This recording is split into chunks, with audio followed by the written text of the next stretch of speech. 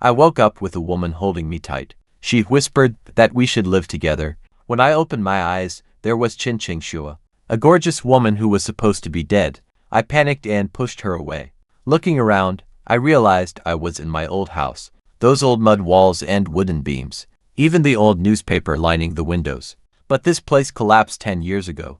I stared at my hands, they were young and strong. Gone were the spotted hands of an old man.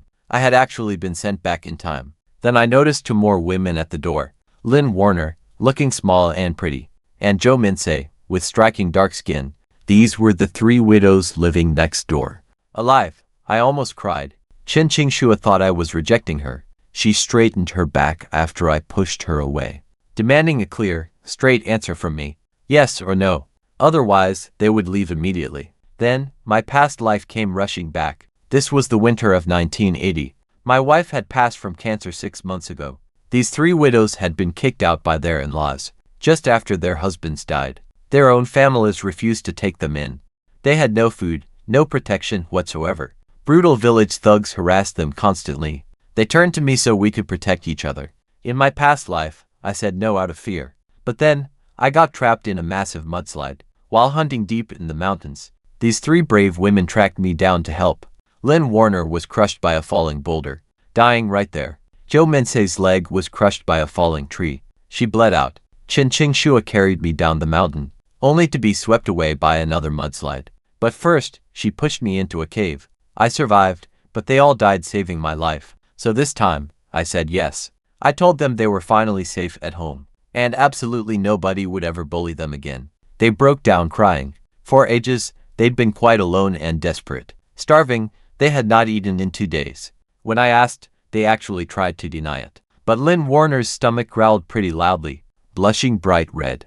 I smiled and told her to follow. Hey, let's go grab something to eat. I told the three widows to follow me outside. The freezing night was bitter cold, shivering like crazy. I guided them to a quiet yard corner, where I kept a pile of dry firewood stacked up. I asked them to help me shift it. Under the wood, I dug into dirt with bare hands and pulled out a wrapped oilcloth bundle. 10 pounds of sweet potatoes I had secretly hidden away. Imagine having to hide food from your own family. My mother and my 2 older brothers took absolutely everything. If they knew, they always did when we split. My brothers snatched the huge houses, farmland and animals. This broken down shack on the village edge became mine. I slaved in fields since my teenage years, but every single cent I earned went to them. And when it was time to get married, my mother claimed there was absolutely no money, no bride price, no proper banquet. Without new clothes, my wife married me anyway, utterly unbothered that I had absolutely nothing. Then she got terribly sick, coughing up warm blood. I literally knelt at my mother's door, begging to save her life. My mother just sat there, cracking sunflower seeds, telling me I was bad luck, claiming I had killed my own father, and now I wanted to drag her down too. She was saving money to build big houses. You see, my wife literally died because of that. The three widows completely understood. They'd been treated the exact same way, by their own families. We went into the kitchen, and I boiled the sweet potatoes. Once they were finally done, the girls snatched the food, eating like they were starving. And they truly were. I didn't even eat. Just seeing them full was enough. See, in my previous life, these three actually died saving me. So in this life, serving them a warm, hot meal was quite enough to finally bring me some peace. But they kept the absolute biggest sweet potato for me, insisting I eat, saying we were basically family now. That single word hit me hard. I hadn't heard anyone call me family in ages. I took a bite. It was incredibly sweet. Later on, I brought them into the bedroom. There was only one small wooden bed, but with plenty of blankets. I told them to sleep here. They just stared at each other, thinking I wanted, well, you know what. They actually began loosening their clothes. Underneath the dim, flickering oil lamp, all three women began to undress. Each of them was beautiful in her own distinct way. Qingshu was slender and incredibly graceful. Mingshu was curvy, and Weiner was the youngest, with very soft, pale skin. I froze for a quick second. Qingshu whispered that since I kept my promise, they would keep theirs tonight. They'd take good care of me. Weiner even let the clothes slip off her shoulders, telling me to come over, but I yelled at them to stop. I did not mean it like that. They looked totally confused. If not for that, then why on earth did I bring them here? I slowly took a deep breath. Obviously, I couldn't tell them the real reason, how they died saving my life in the past. So I decided to tell a tiny lie instead, telling them they deserve to be treated well. If I just stood by and watched them starve to death, or freeze in the cold, my own conscience would never let me rest. I would honestly rather die than live carrying that guilt. Sure, I'm a man, but I'm no wild beast. I grabbed an old, dusty blanket from the cabinet, laid it on the floor, and insisted they take the bed. I'd just sleep on the floor tonight. And that was how things were going to be. They had absolutely nothing to fear now. Warner quickly protested, saying, since I was the head of our house, I shouldn't sleep on the floor. Instead, I just turned my back to them, telling them to get some rest because we had a busy day tomorrow. The room fell silent, but I felt them standing there, just staring at my back for quite a while. Before they finally climbed into their bed, under the covers, they whispered quietly to each other. Warner worried that I might look down on them, just because they had been married before. But Qingxue insisted it didn't matter. Seriously, who would even believe the truth anyway? Because the reality was, none of them had ever actually been with a man. Qingxue was sold off by her stepmother to a dying husband who could barely move his arm.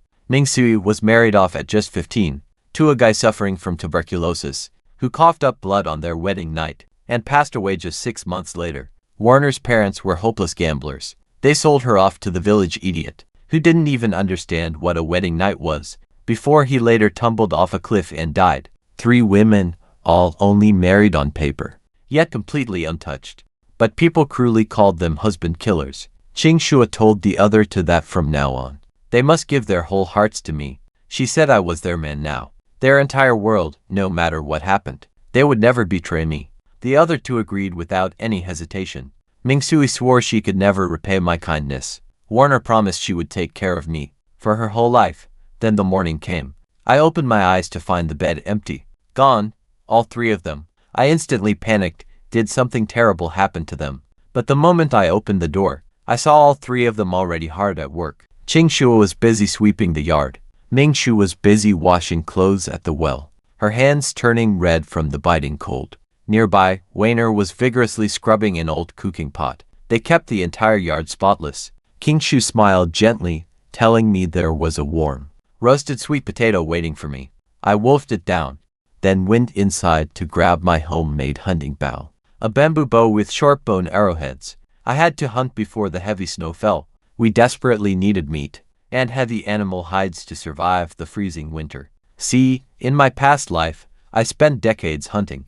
I started out as a clueless kid who struggled to catch a single rabbit, but over the years, I became a true master. I could hit targets from 100 paces away, tracking beasts just by the sound of the wind or the way the grass was bent. My fame even reached far-off lands. A wealthy foreigner once hired me as his personal guide. We journeyed all over Africa, North America, and freezing Siberia. I tracked down lions, wild buffalo, and bears. The gold I made was the only real reason. I did not end up dying in a ditch. Now reborn as an old soul in this youth. Trust me, I still had those skills. Feeding my 3 ladies would be easy. Qingxue looked incredibly worried seeing me leave, warning me that the mountains were dangerous. I told her wolves and boars were nothing. Besides, I knew these mountains like my own hand. Then she pulled a precious jade pendant off her neck and gently pressed it into my palm, saying it was the only heirloom her mother left before passing away, right before her cruel stepmother ruined her life. She whispered, this pendant kept her strong through the worst times, and now she wanted it to protect me too. I tried to refuse such a precious heirloom, but she absolutely insisted, while the other 2 girls begged me to return safely, knowing they were actually waiting. For the first time in a pretty long while, someone was finally waiting for my return. I slipped the jade pendant right around my neck and headed off into the mountains. Brutal freezing cold. My breath puffed white and my fingers got quite stiff. But after pushing forward for a bit, something felt off. I was getting warm and not from walking. Right near my chest, looking down, a faint light was shining right through my shirt. I quickly pulled out the jade pendant. It was burning hot as a bright green glow poured out, getting brighter by the second. Get ready, this massive flash of light completely swallowed me whole. Opening my eyes, I found myself standing in a vast, lush green grass under a perfectly blue sky. Nearby, a glowing, crystal-clear spring was flowing gently. There were even neat plots of farmland, a fenced yard. It looked perfect for raising some farm animals, and sitting right in the center was a beautiful two-story house with red roof tiles, just like those luxury places back in the modern city. From my past life, so I pinched myself. Ouch, this was real. I had read about these pocket dimensions in novels before. A magical hidden space inside a tiny object. Talk about luck, I got reborn and got a crazy cheat too. And where was the secret? Was that jade pendant Ching Shui gave me. Yet she had worn it for years with absolutely zero results. I hold it for under an hour and it suddenly activates. Maybe because I am a reborn soul. Either way, I stopped trying to overthink the details and just started exploring, kneeling right by the glowing spring, and drank a quick handful of water. The exact second it hit my throat, I immediately felt it rush throughout my entire body. It felt as though every single bit of exhaustion and physical pain was totally washed away as my blood pumped faster. My tired muscles felt incredibly strong. Even my skin felt instantly refreshed. I felt completely reborn in that moment. Next, I explored the massive villa. Inside was a sleek leather sofa, a huge TV, a kitchen with a stove and fridge. Total void, but this place was mine. Time to start filling it up. Upstairs had two master bedrooms, complete with soft beds and fresh blankets. I collapsed onto one, almost refusing to get up. Then, a voice suddenly spoke inside. It introduced itself as the spirit of this dimension, claiming to have slept for 1,000 years, just waiting for someone whose soul matched this realm perfectly. Ching Shua was never the chosen one, exactly, which is why it never activated for her. The spirit urged me to use this place to save others. My mind flashed back to the sheer misery of my past life. So many starving, dying from terrible diseases, especially those 3 women swallowed up by that mudslide. I accepted the task, promising to do my absolute best. Then, pure knowledge flooded my mind. I learned how to enter and leave easily. Crops would grow insanely fast. Any stored food would remain completely fresh forever. Best of all, time inside moved identically to outside. I stepped out, materializing right back on that lonely mountain path. Now think about this, I could enter with a thought. No pendant required anymore. I immediately ventured deep into the forest to hunt. Decades of tracking experience kicked in. I prowled silently forward, spotting faint tracks on the ground. Within minutes, I sniped a plump rabbit straight through the head, instantly storing it inside my pocket dimension. Seriously, no heavy carrying required. Over the next 2 hours, I bagged 3 more rabbits and 2 fat pheasants, but I wanted something far bigger. Suddenly, I spotted massive hoof prints in the mud. A wild boar, weighing easily 300 pounds. I tracked the beast until locating it in a clearing. A massive, black monster with steel-like bristles and terrifying tusks. With tusks half a foot long, I circled to its side. I aimed right behind its soft ear and let the arrow fly. One clean shot. An instant kill, so I tossed the carcass into my space. Without that power, I could never carry a 300-pound boar alone. Checking my haul, 3 plump rabbits, 2 pheasants, and 1 massive boar.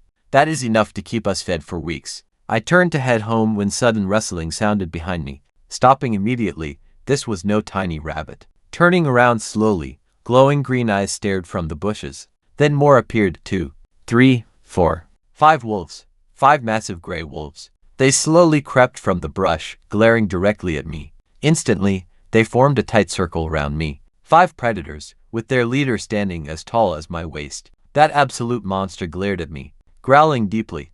They probably wanted my fresh boar carcass, and got me instead. Wonderful. Usually, a lone archer facing 5 hungry wolves would mean instant death. They pack hunt, using one to distract you up front, while the rest flank from behind. But I had my pocket dimension. If things went south, I could vanish in a second. They could never follow me inside. But before running away, I wanted to take down as many as possible. Plus, Volve pelts make great winter coats. 5 of these would keep the 3 women warm all winter. Backing against a tree, I drew my bow. I sniped the closest Volve's neck clean, dead before they could even react. Knocking another arrow, I instantly put down the second one.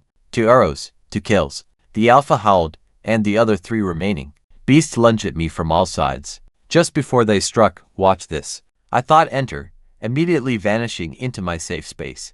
The wolves crashed right into the tree trunk. They sniffed the air, totally baffled. My tasty prey had vanished into thin air, safe inside my dimension. I watched them through a kind of magic mirror, laughing. He gulps down some spring water to recover his energy, and quickly cooks up a pretty smart hit-and-run plan. Strike once, then vanish completely before they can even touch him. The strategy works like a charm. He takes down a third beast and disappears. Suddenly, he pops up behind the alpha, blowing its leg out. As the leader collapses, he drives an arrow right through its head. The last surviving Volf tries to run, but a shot to the back seals its fate, 5 down. He sweeps up all the Volf carcasses into his dimensional space. His haul is massive now: 3 rabbits, 2 pheasants, 1 300-pound boar, and those 5 wolves. Absolutely insane, but a massive problem suddenly hits him. Seriously, how can he bring all this back? How does a single guy explain hauling hundreds of pounds of meat straight out of the mountains? The villagers would definitely think he is some kind of monster. That magical space must stay a secret forever. Even the 3 ladies can't know about it. With 80 years of life experience, he knows exactly how ugly human greed can get. If someone finds out about this insane power, it will bring pure disaster down on them all. So, he only pulls out 2 rabbits. He ties them to his waist and heads back home. The rest of the massive haul stays safely stored away. He will just retrieve the meat piece by piece over time. As he finally gets near his house, all 3 women come running straight toward him. It turns out Qingshu was waiting by the door, staring down the path for him all afternoon. She immediately scans him up and down, searching for wounds, while nagging him for staying out so late. Then, he hands over those 2 rabbits. Their eyes go wide, and Mingsui gasps that even the top hunter in the village is lucky to catch a single rabbit in a full day, yet he brought home 2 fat ones. He just shrugs and claims he got pretty lucky. But look at their faces, they are definitely starting to see him differently. He can easily see it in their eyes. They realize they have stumbled onto someone truly special. Qingshua held onto those rabbits, her eyes filling with tears. She confessed to me later that absolutely nobody had ever treated her this well in her entire life. I told them to stop getting so emotional. Let's head back to the house and start cooking. Qingshui and Mingshui cleaned the rabbits, while Warner got a roaring fire going. I decided to braise one of them for dinner, and save the other for a soup tomorrow. Seriously, they were just skin and bones. They needed real food, so I cooked it myself. Having spent decades alone in my previous life, my cooking skills were pretty decent. I even used some cooking oil my late wife had saved. I had never touched a drop until today. I seared the meat with fresh ginger, tossing in garlic and green onions before adding soy sauce. Then I let it simmer until it was ready. The delicious aroma filled the entire yard. The women could barely even believe it. Mingsui whispered. She had not tasted any meat in 3 years. Just some chicken. Her mother-in-law had only given her a tiny piece back then. Weiner quietly admitted she had never even experienced that much. They ate with tears in their eyes. Werner wept, sobbing that this was the best meal of her life. Their hands shook as I gently told them to stop. And honestly, this is only the beginning. I promised to protect them, and I fully intend to keep it. But that savory scent drifted right out on the evening breeze.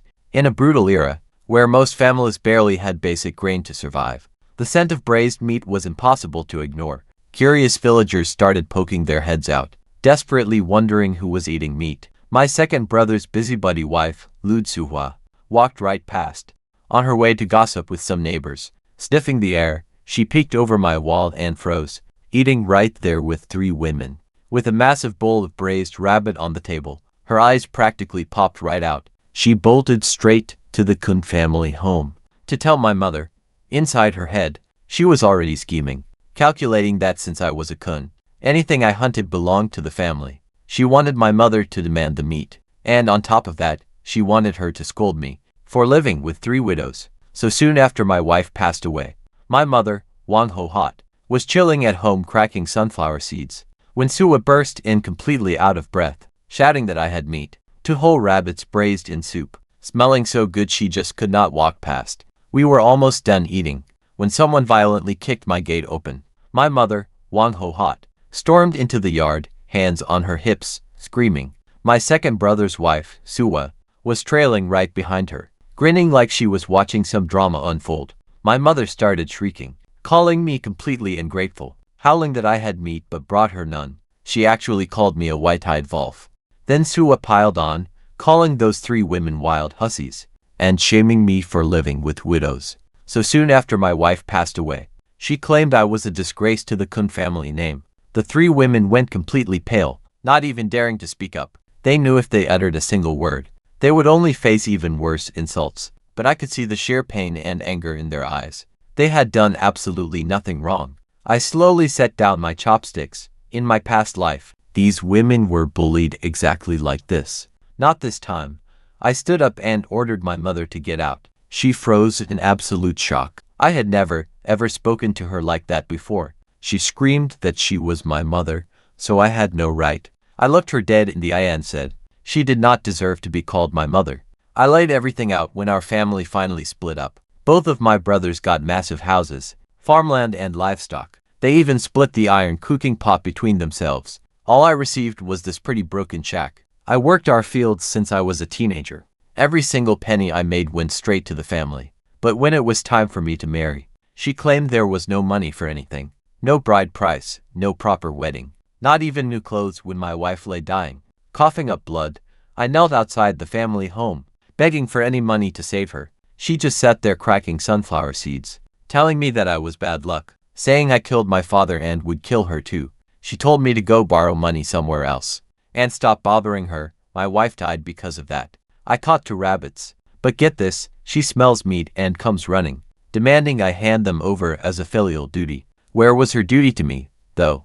When I was chewing on tree bark to survive? Where was she when my poor wife lay dying? Nowhere to be found. When I literally sold my own blood for the funeral, I walked toward her, taking slow steps, telling her straight from the day my wife died, I no longer had a mother. If she ever showed up at my door again, looking for food or trying to cause more trouble, she could easily forget it. Not a single grain of rice from my house would ever go to the Chin family again. My mother screamed, saying she would go to the village leader and let everyone judge what an awful son I was. I told her to just go ahead.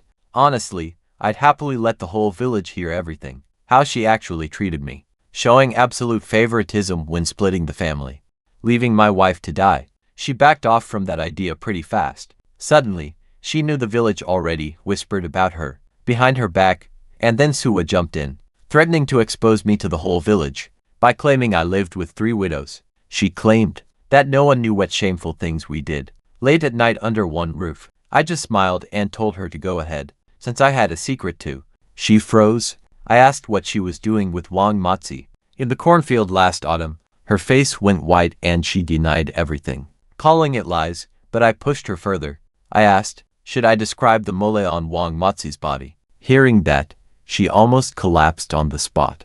And honestly, I had never actually seen it in this lifetime. But in my past life, their secret got exposed, causing a massive scandal throughout the entire village. So I just used those memories to bluff her. My mother glared at Suihua with freezing cold eyes. She asked how I could possibly know about Wang Matsi's mole. Panicked, Suihua immediately dropped to her knees, swearing that she was innocent. She even claimed I was fabricating the entire story, just to turn everyone against each other. So I proposed this. Why not ask the local villagers if they saw them together during the harvest season? Or we could just check Wang Matsi for the mole. Terrified, Suihua blurted out not to ask, before she could even stop herself. And we all know what comes next. She remembered Suihua constantly sneaking to the cornfield last autumn, claiming she was just gathering leftover cobs. Everything finally clicked, and my mother completely exploded at her. She called her a shameless woman, one who would betray her own husband. Suihua collapsed, sobbing and begging for mercy. My mother forgot all about Suihua and immediately reached for the bowl of rabbit meat on the table. She announced she was taking all this delicious meat home, but I snatched the bowl before she could even touch it. She screamed that as her son, I owed her that meat.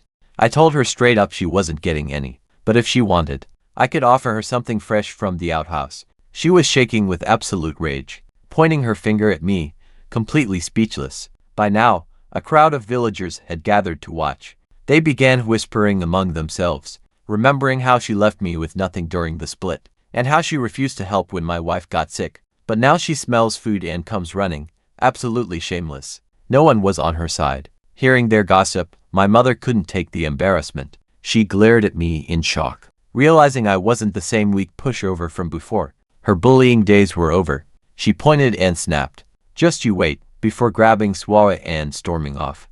Everyone watched them leave with mocking, cold eyes. The 3 women were utterly stunned. They had never seen anyone stand up to my mother, especially Qingxue. Looking worse, that I had ruined my relationship with my mother. For their sake, Werner blamed herself, saying none of this would have happened without them.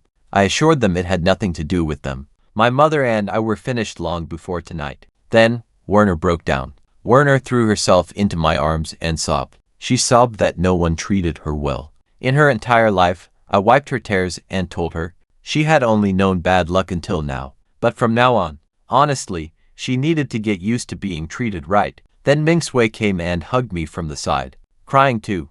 Even Din Shuai, who was always the strong one, leaned against me quietly. The three of them held on tight in the yard, and for the first time in a very long time, I finally felt what it's like to have people care. After a while, they slowly let go. Feeling a little embarrassed, we finished our dinner and went to bed. I didn't sleep at all. I just waited for the silence. Then I quietly slipped outside to the yard well. I took some magical spirit spring water from my space and carefully poured it down the well. It instantly flashed with a soft, bright glow before vanishing completely into the deep water. Now, every single time the women drank, cooked, or even washed, they would slowly absorb the spring water benefits. Their fragile bodies would slowly heal, without them even realizing it. I absolutely couldn't tell anyone about this spiritual spring water. Too dangerous. When morning came, I woke up early to check on my dimensional space. The entire wild boar was still safely in there, completely fresh. Time to head to town. We had no salt, no oil, and barely any supplies. I planned to sell some of the boar meat for quick cash. But wait, there was a much bigger problem. I absolutely had to pay off all my outstanding debts. When my late wife got sick, I had to borrow money from a few different villagers to buy medicine. Then, she passed. Her funeral was even worse. Altogether, I owed nearly 100 yuan, a massive amount in this era. More than most families saved in a whole year. During my previous life, paying that back took me forever. But watch how I handle it this time. Those kind people trusted me enough to lend. I absolutely refused to forget that. So, I woke up early, washed my face, and threw on a fresh cotton jacket. Ever since unlocking that spirit spring, the freezing winter chill didn't even bother me anymore. But when I stepped outside, crossing Shui was already awake, just standing in the frost with her thin, patched-up clothes. Her face was white, with purple lips and a shivering frame. Without thinking twice, I took off my jacket and wrapped her up. She instinctively tried to protest, but another icy gust of wind hit her so hard, she gave up arguing. Then, I told them to use the rabbit skins from yesterday to make warm gloves and scarves. First, I needed to head straight into town. She asked where I was heading.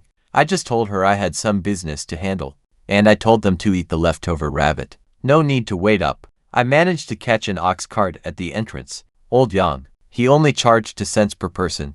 During the ride, he brought up last night's fight with my mother. Word traveled fast. Everyone knew. He said my mother was completely wrong. Everyone saw it clearly. But he also warned me about the local gossip. One single guy living with 3 widows. You already know how folks love to talk. So he suggested I should register them officially with the chief. Just claim they are hired help. That way, we will have a proper explanation on paper, and the nasty gossip would finally stop. Honestly, solid advice. I promised to handle it right after I got back. The town was tiny, just one main street. It had a supply shop and a grain station, along with a post office and clinic. But I didn't stop there. I walked east, heading toward a tight, dusty alleyway. The black market sat right at the end. It was just a narrow lane lined with busy stalls on both sides, selling grain, cloth and ration tickets, seeds and poultry. If you had the cash, you could buy anything. But honestly, the risk of getting caught was pretty high. Minor slip-ups meant fines. Major crimes meant prison. 2 massive guys stood guard right at the entrance. One had his arms crossed, while the other smoked, watching every single person who dared walk past, glaring suspiciously as I tried to slip past them. One massive hand quickly shot out and blocked me. I paid the required entrance fee, just handed over 1 dime, and finally walked inside. That was how things worked. The local crime boss ruled the market, sharing his cut with corrupt officials, and in exchange, everyone got tipped off if trouble was headed their way. I slipped into a quiet, empty corner out of sight, and pulled a massive wild boar straight out of my space. I tossed it over my shoulder, walking right through the crowd like it weighed nothing. Since I drank that spirit spring water, my raw strength had shot up massively. 300 pounds felt easy. You can bet everyone stared as I walked by. I tracked down a stall buying fresh wild game. A skinny vendor with a thin mustache ran the place. He practically fell backward seeing the boar. He inspected the meat and called it absolute premium quality, then scrambled off to bring in some other buyers, because he couldn't afford the whole thing on his own. He came back with 4 or 5 other guys. I set the price at 1 yuan per pound. Zero bargaining. One guy grumbled that normal pork was 70 cents, but I reminded them that mine didn't need ration tickets. And honestly, wild boar tastes 10 times better than farm pork. They could easily flip it for a higher profit. My only condition was keeping the skin. They agreed, dividing up the meat among themselves. I walked off with 290 yuan in cash, which was honestly a massive fortune back in those days. Next, I absolutely needed ration tickets. Without them, buying basic goods was completely impossible. Even if you had cash, I eventually spotted a woman selling them. I bought 50 pounds worth of grain coupons, 30 feet of cloth tickets, and 10 pounds of meat coupons, plus 2 pounds of oil tickets, and 2 pounds for sugar. The entire haul cost me 27 yuan. Next, I asked her about seeds. She pointed me toward an old man deeper inside the market. He had sacks of everything, from cabbage to radish, cucumber, beans, and peppers, tomatoes, even eggplant, plus potato, sweet potato, and corn seeds. The prices were dirt cheap, so I inspected them carefully. They were fantastic quality, completely plump and fresh. I started planning. My pocket space. There was so much land inside. And with that spiritual spring water, crops would grow instantly. So, I decided to buy big. I purchased an absolute mountain of seeds. 5 packs each of cabbage and radish. 3 packs of both cucumbers and beans, plus peppers, tomatoes, and eggplants. Then, 30 pounds of seed potatoes. Sweet potato seeds, another 30 pounds. And 20 extra pounds of corn. The old seller, completely, utterly stunned. That entire haul only cost 11 yuan. I quietly stored everything inside when nobody was looking. Next, I spotted an old woman at the market. She sold baby chicks, ducklings, and rabbits inside some bamboo cages. I bought 30 chicks, 20 ducklings, and 15 rabbits. The poor woman could barely even count. I handed her 20 yuan, telling her to keep the change. She nearly cried, wishing me endless good fortune. I quickly stored all the animals inside my space. They landed right on the green grass, looking around pretty confused for a second, before running around happily. No joke, they will grow incredibly fast here. Soon, those chickens and ducks will lay plenty of eggs, and the rabbits will breed like crazy. I will finally have a steady supply of meat and eggs. Afterwards, I headed over to the official state store, and used my ration tickets to purchase salt, cooking oil, sugar, and matches, plus soap and some cotton to make warm, thick blankets. I even bought 3 rolls of bright red cloth, blue and green, so the 3 women can sew new clothes. Way better than the patched, old rags they currently wear. I spent around 20 yuan on all of that. Even after paying off my 100 yuan debt, I still had 110 left. For once, our future actually felt incredibly promising. By the time I walked back to the ox cart, I was hauling a heavy sack over my shoulder, and a massive basket of goods covered up with a bright cloth. The nosy village women gossiping on the cart immediately stared. Everyone went dead silent the moment he appeared. Just seconds ago, they were laughing about how poor he was, too broke to even feed 3 widows, mocking how he'd starve and the women would abandon him, calling him worse than a wild animal, simply because he wouldn't share meat with his mother. But now, they stared at the massive load he carried. Their mouths hung open, completely speechless. The village gossips on the cart couldn't take their eyes off his loaded supplies. When his sack slipped open slightly, they spotted the wild boar skin. A huge, shiny skin packed right next to white sugar, bright cloth and cotton. Their jaws dropped. Honestly, they couldn't afford these ever, even for the new year. One woman tried to pry and ask where he got the cash, but he shut her down instantly, telling them his money was earned honestly. And frankly, his private business was none of their concern. Old Young let out a laugh from the front of the cart. They were just mocking our guy behind his back, leaving them completely unable to say a word. Once the cart finally reached the village, he noticed a massive crowd gathered at the entrance. Dozens of villagers. Loud wailing echoed before he even got close. It was his dramatic mother, sitting on the dirt, hair completely disheveled, crying at the top of her lungs, slapping her thighs. Talk about an absolute drama queen putting on a show. Screaming that her own son was an ungrateful beast, who kicked her out.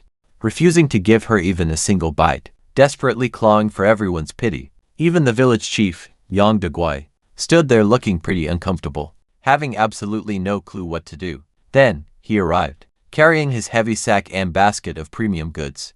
With bright fabric resting on top, the crowd froze, including his mother. She just stared at everything he was holding. He slowly put his things down and faced her. I calmly asked if she was done with her show. She wailed louder, calling me an absolute animal, screaming that she didn't want to live anymore. Completely ignoring her, I turned straight to the village chief. I announced I had something to settle right here, in front of everyone.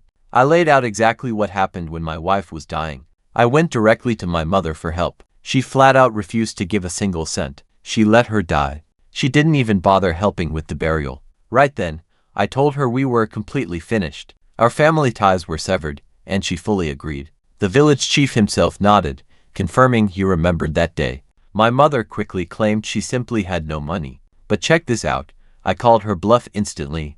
To hire a midwife, when her other daughter-in-law was giving birth, or throwing a massive banquet for her grandson's 1-month celebration. She had cash for them, but absolutely nothing for my dying wife. Turning to the crowd, I asked everyone a simple question. I've worked like crazy for the Kun family since my teens, handing over every single work point. Every penny. Did I actually owe them anything? Neighbors in the crowd immediately started whispering in agreement. They remembered my hard labor, working like an absolute servant for the Chuns, doing every bit of the miserable, back-breaking work. The dirtiest jobs, always handing over my points. When I married, this family didn't contribute a single dime. I covered the bride price alone, covered the wedding, even built my own house. Whatever debt I supposedly owed them was paid off, paid back tenfold, and on top of all that, she willingly agreed to cut all ties. The chief confirmed it. Realizing her pathetic, crying act wasn't working anymore, she instantly switched tactics, shrieking hysterically that I had 3 widows living under my roof, calling it an absolute disgrace and completely immoral. The crowd immediately started buzzing. Of course, some gossipy villagers just had to chime in. She wailed even louder, screaming that my wife's bones weren't even cold yet. I calmly waited for her to finish. I kept my voice totally calm, and admitted it. Yes, 3 women are under my roof, but there is absolutely nothing scandalous happening. They were just pretty desperate, helpless souls, betrayed and sold by family, then kicked out by cold-hearted in-laws. Yet, they saved my life once, when I was cornered on that snowy peak, and even helped bury my poor wife. I am just repaying my debt before winter. They have 0 food and no warm clothes. Honestly, would you just watch them freeze and starve? So I formally hired them as workers and nearby neighbors, giving them simple food and shelter. Nothing wrong with that. The crowd finally relaxed. Folks agreed it made good sense. Repaying a debt of honor is right. Then, I looked at the village chief, asking him to formally approve this whole deal. He just waited, knowing these 3 girls were a massive headache, one he could never solve himself. Their families on both sides completely abandoned them. He only had light summer chores to give them, but winter meant 0 work points and empty plates. Without some real help, they would surely perish. Me stepping up to take them in solved his biggest problem. He agreed on the spot, promising official registry papers. Naturally, my mother completely lost it, screaming that 3 ladies under one roof is scandalous. It would destroy our village reputation. The chief just grinned, throwing a clever question back. If she was truly so incredibly kind-hearted, why not take all 3 into her own home? She could easily feed, clothe, and house them. No more gossip, simple. Look at her face turn green, feed 3 mouths. She can barely feed her own household. The old woman choked, completely speechless. Twisting the knife now, what happened? You just bragged about your kind heart, supposedly so worried about family honor. Go ahead, you take care of them. She stood there, face bright red and completely speechless. The entire crowd just laughed at her. Finally, the chief wrapped things up. The 3 women were officially staying with me. It was set, and my mother seriously needed to stop making scenes. She glared at me, hissing that this was far from over, left only after everyone else did. I handed the village chief 100 yuan, the exact cash he lent me through the village committee. When my wife fell sick, he gasped. He told me he always believed in my potential, and that lending me that money was definitely the right call. Gently patting my shoulder, he mentioned that the country's policies were finally loosening up. that some places were already permitting private businesses. He said a sharp, hard-working guy like me could easily make something of himself. Oh, he had no idea just how right he was. I lived through that entire reform era. In my past life, I knew exactly which industries were going to boom, and which businesses would make absolute fortunes. With my memories and my special spirit spring space, wealth was just a matter of timing. But for now, I needed to build up savings first. Just then, the three women came running right toward us, breathless and looking incredibly worried. They heard my mother was causing a massive scene at the village entrance again. Ming Sui kept saying it was all their fault. I told them to relax, it was handled. My mother had been sent packing, and the village chief had officially approved their stay. They could live with me now without any fear. The chief nodded in agreement, and told them to come find him if they ever had trouble. They nearly cried with absolute gratitude. He waved it off, saying they should thank me, not him. With that, we headed home. On the way, Qing Shui quietly whispered her thanks. I repeated that we are family, so stop thanking me. Back at the house, I sat them all down for a serious talk. I told Qing Shui and Ming Sui that since they were older, he was tougher and had seen way more of the world. From now on, if anyone dared bully them while he was away, they shouldn't hold back, just hit them right back. He would back them up, and so would the village chief.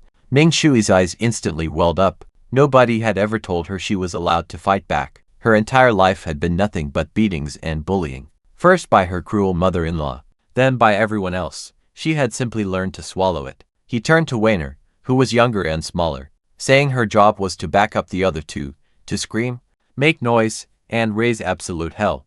Teamwork wins always. Weiner puffed up her tiny face, declaring she didn't want to be protected forever. She would get stronger and protect everyone one day. He laughed and gently ruffled her hair. She blushed red but didn't pull away. Next, he showed them what he bought. He opened up the basket and started pulling things out, one by one: salt, cooking oil, and white sugar. And honestly, who could blame them for being completely stunned? He showed them everything. When he pulled out that white sugar, Qing Shui gasped, while Ming Shui stared at the cotton.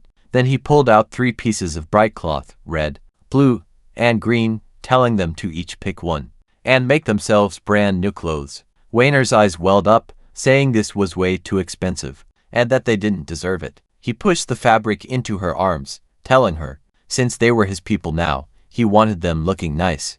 They all blushed deeply. Just a few days ago, these girls had offered themselves out of sheer desperation. But now, seeing how well he treated them, protecting them and feeding them, never demanding anything from them, something had truly changed inside. If he ever wanted them, it would no longer be out of duty or survival.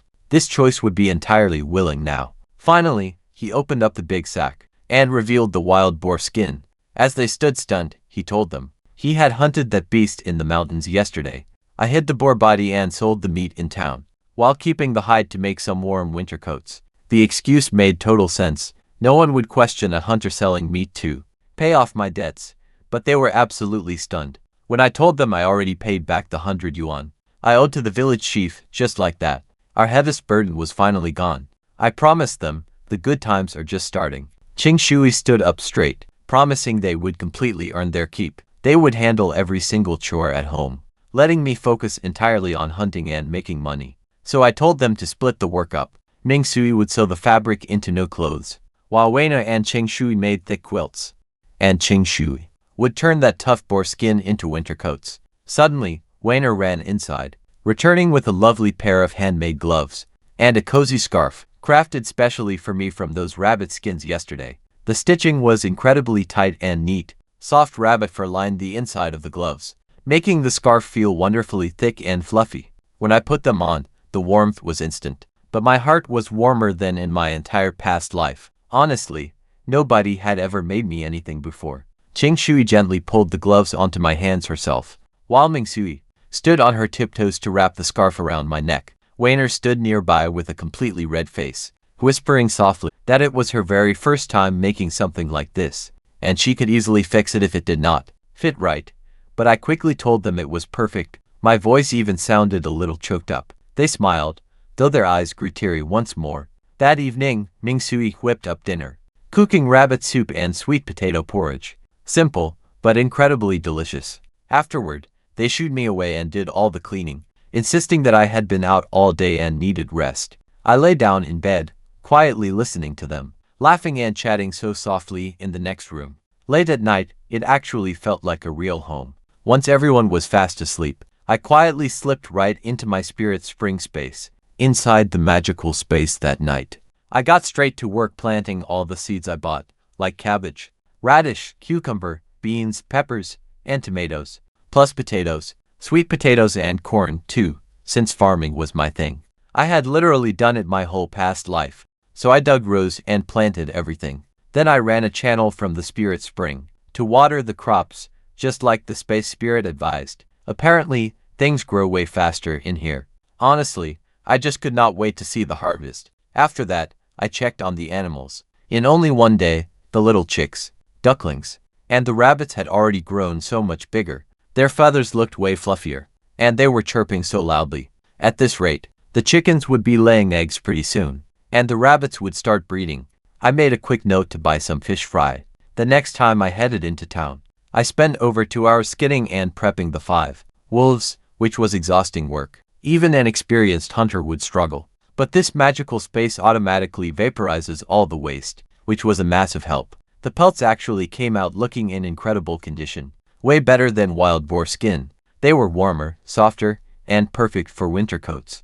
Afterwards, I crashed right onto the Via's leather sofa, wondering what I should do next. Hunting brought in great money, but my weak homemade bow and arrows had limits. Against massive beasts or wolf packs, pure suicide. I absolutely needed a proper rifle. But during this era, you needed an official hunter's license to buy one, which required the village chief's approval. The very next morning, I went to find him, but when I finally reached his house, a massive crowd had already gathered. This loudmouth from the neighboring village, from Wang Family Hollow, was standing right in our yard, carrying a loaded hunting rifle on his back, boldly telling our village chief that their people owned the entire mountain hunting grounds, claiming that our village had absolutely no right to hunt there anymore. He mocked everyone, saying his village had over a dozen licensed hunters, and our village, absolutely zero.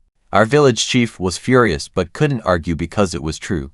Not a single person in our village had a license. Wang Defa, that smug jerk with the gun, sneered down at the crowd, spitting that we were just a bunch of dirt farmers, who had probably never even touched a real rifle. So, I stepped right forward. Who says our village doesn't even have a hunter?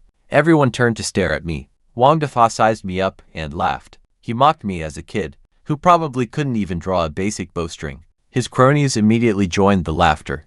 I just stared back calmly and spoke to him. Whether I can actually hunt or not, why don't we just find out? Wang Defa laughed out loud and proposed a bet.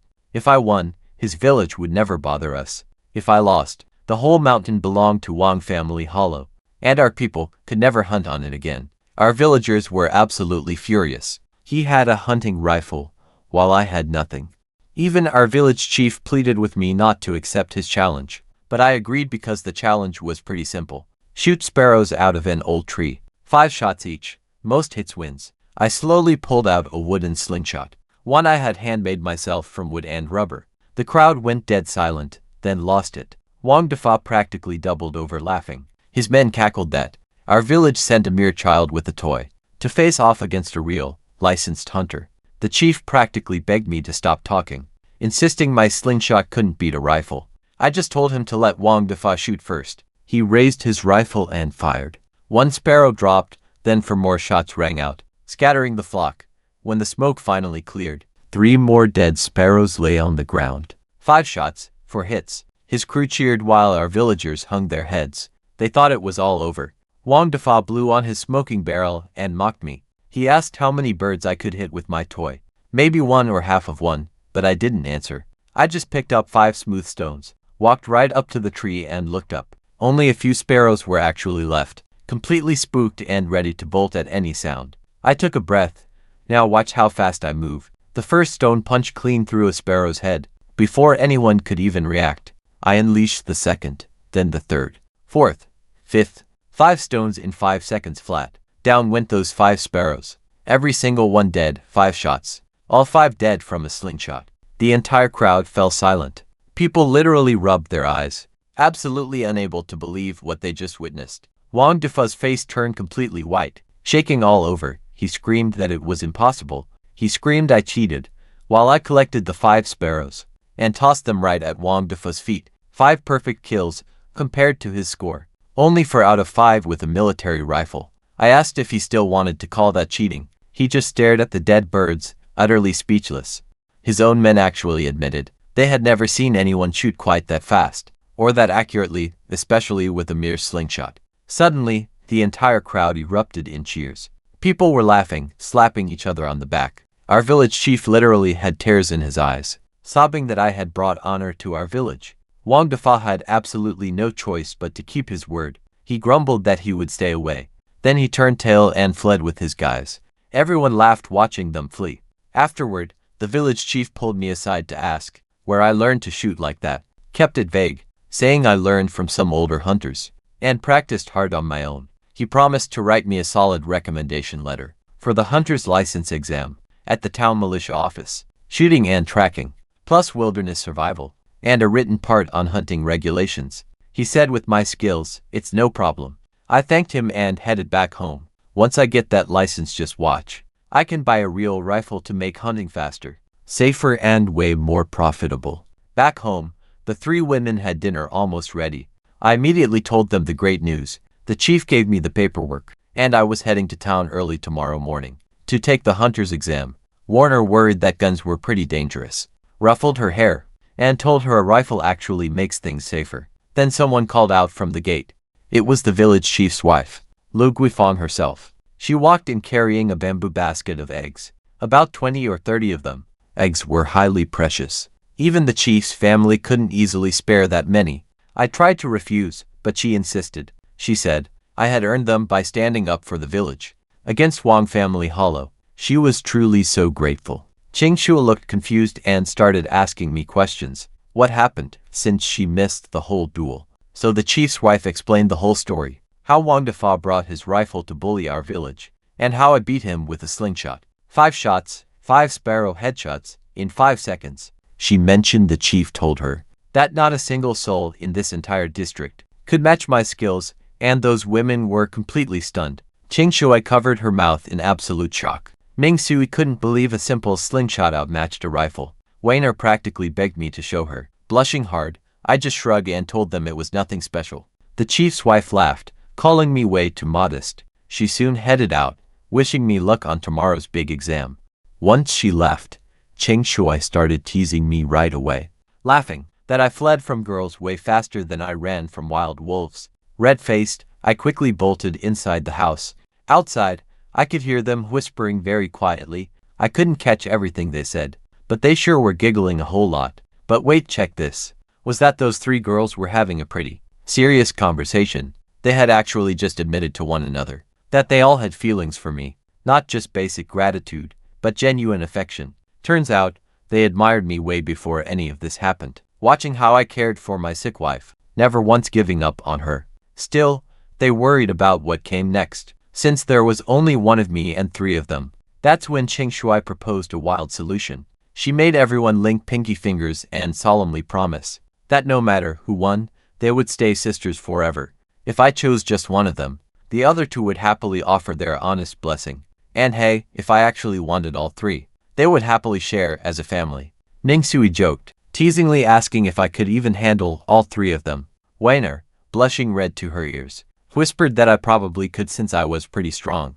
Qing Shui burst out laughing, calling her the absolute boldest girl of them all. They laughed together until their sides ached. Inside, hearing all that laughter made me smile. The quiet house finally felt like a warm, real home. I had absolutely zero clue what they just agreed to. If I did, I think my head would have literally exploded. I kept my mind on tomorrow. Tracking, wilderness survival, none of that worried me. I just had to ace that test and grab my rifle. But get this, tomorrow was going to change everything. Heading back to town next morning, Old Yang was waiting at the entrance with his ox cart. He wouldn't take a dime. Insisted that I earn the free ride. After what I did for everyone yesterday, his wife even sent over some fresh oranges. That small kindness meant a lot. My own blood family treated me like trash, but folks like Old Yang and the chief, they always quietly looked out for me. Ever since my wife passed away, I swore that once I made it big, to repay every single one of them, over at the militia compound, Two armed guards checked my papers and waved me through. The training grounds out back, packed with anxious people, both militia members and regular civilians. Everyone waiting to take the test. Some rich kid in a fancy suit started talking trash. Turned out he was Wang Jianjun, Wang Defa's nephew. He sneered. His uncle had not slept all night after losing to me, and now he wanted to settle the score. He bragged about training with guns ever since he was a little kid. His uncle claimed his raw talent easily surpassed his own. His cronies called me a country bumpkin, insisting that I did not belong here. I ignored him. Actions speak louder. Anyway, then, Captain Joe Taiju appeared, explaining the exam had 3 parts: shooting, tracking, and combat. Pass all 3 to secure your license. First up was shooting. 5 bullets at a target 50 meters away. Wang Jianjun stepped up first. 5 shots, 4 hits, 1 10-ring hit, 3 9-ring shots, a solid run, and his crew cheered. He gave me a pretty smug look, saying, "My little slingshot was useless here." Others took shots, but most fell way short. Then, my name got called, as Captain Joe handed over the rifle. He stared at me with this pretty weird look, like he almost recognized my face, but couldn't place it. Shaking it off, he passed me the gun, a Type 56 semi-automatic, a weapon I knew inside and out from my past life. Wang Jianjun just sneered, saying that holding a rifle and actually shooting one were completely different things, and that some simple farmer, who had never even touched a rifle before, was only going to humiliate himself. "Watch this." I aimed, and fired. 10-ring, the scorer shouted out. The crowd went silent as Wang Jianjun's face twitched. His buddies quickly scrambled to reassure him, saying it was just beginner's luck, just some random amateur who got lucky once, who would surely mess up the next shots. They just waited for me to fail. Second shot, 10-ring. Third, 10-ring. Fourth and fifth, both 10 rings. 5 shots, 5 absolutely perfect scores. The scorer's voice was actually trembling. You can bet the whole place went absolutely wild. Wang Jianjun went completely pale. He screamed, claiming I must have cheated, insisting even seasoned hunters could never shoot like this. But Captain Joe shut him down instantly, telling him the target never lies, and that he watched me fire every single shot, threatening to disqualify Wang Jianjun on the spot if he kept whining. The captain walked up to inspect my target himself. All 5 holes were clustered so tightly in the center, they actually merged into one ragged opening. He muttered that my accuracy beat every single sharpshooter in his entire squad. He asked if I had ever served in the army. I said no, so he asked who taught me. Told him I just taught myself. He stared at me like I was some kind of monster. Next up was the tracking test. The local militia had hidden 3 red cloth targets in the hills behind the compound. We had only 1 hour to find them, at least 2 of them to pass. Everyone rushed straight into the mountain. Wang Jianjun and his crew sprinted way ahead, desperate to beat me, but I just stayed put. The captain asked if I was not worried about falling behind.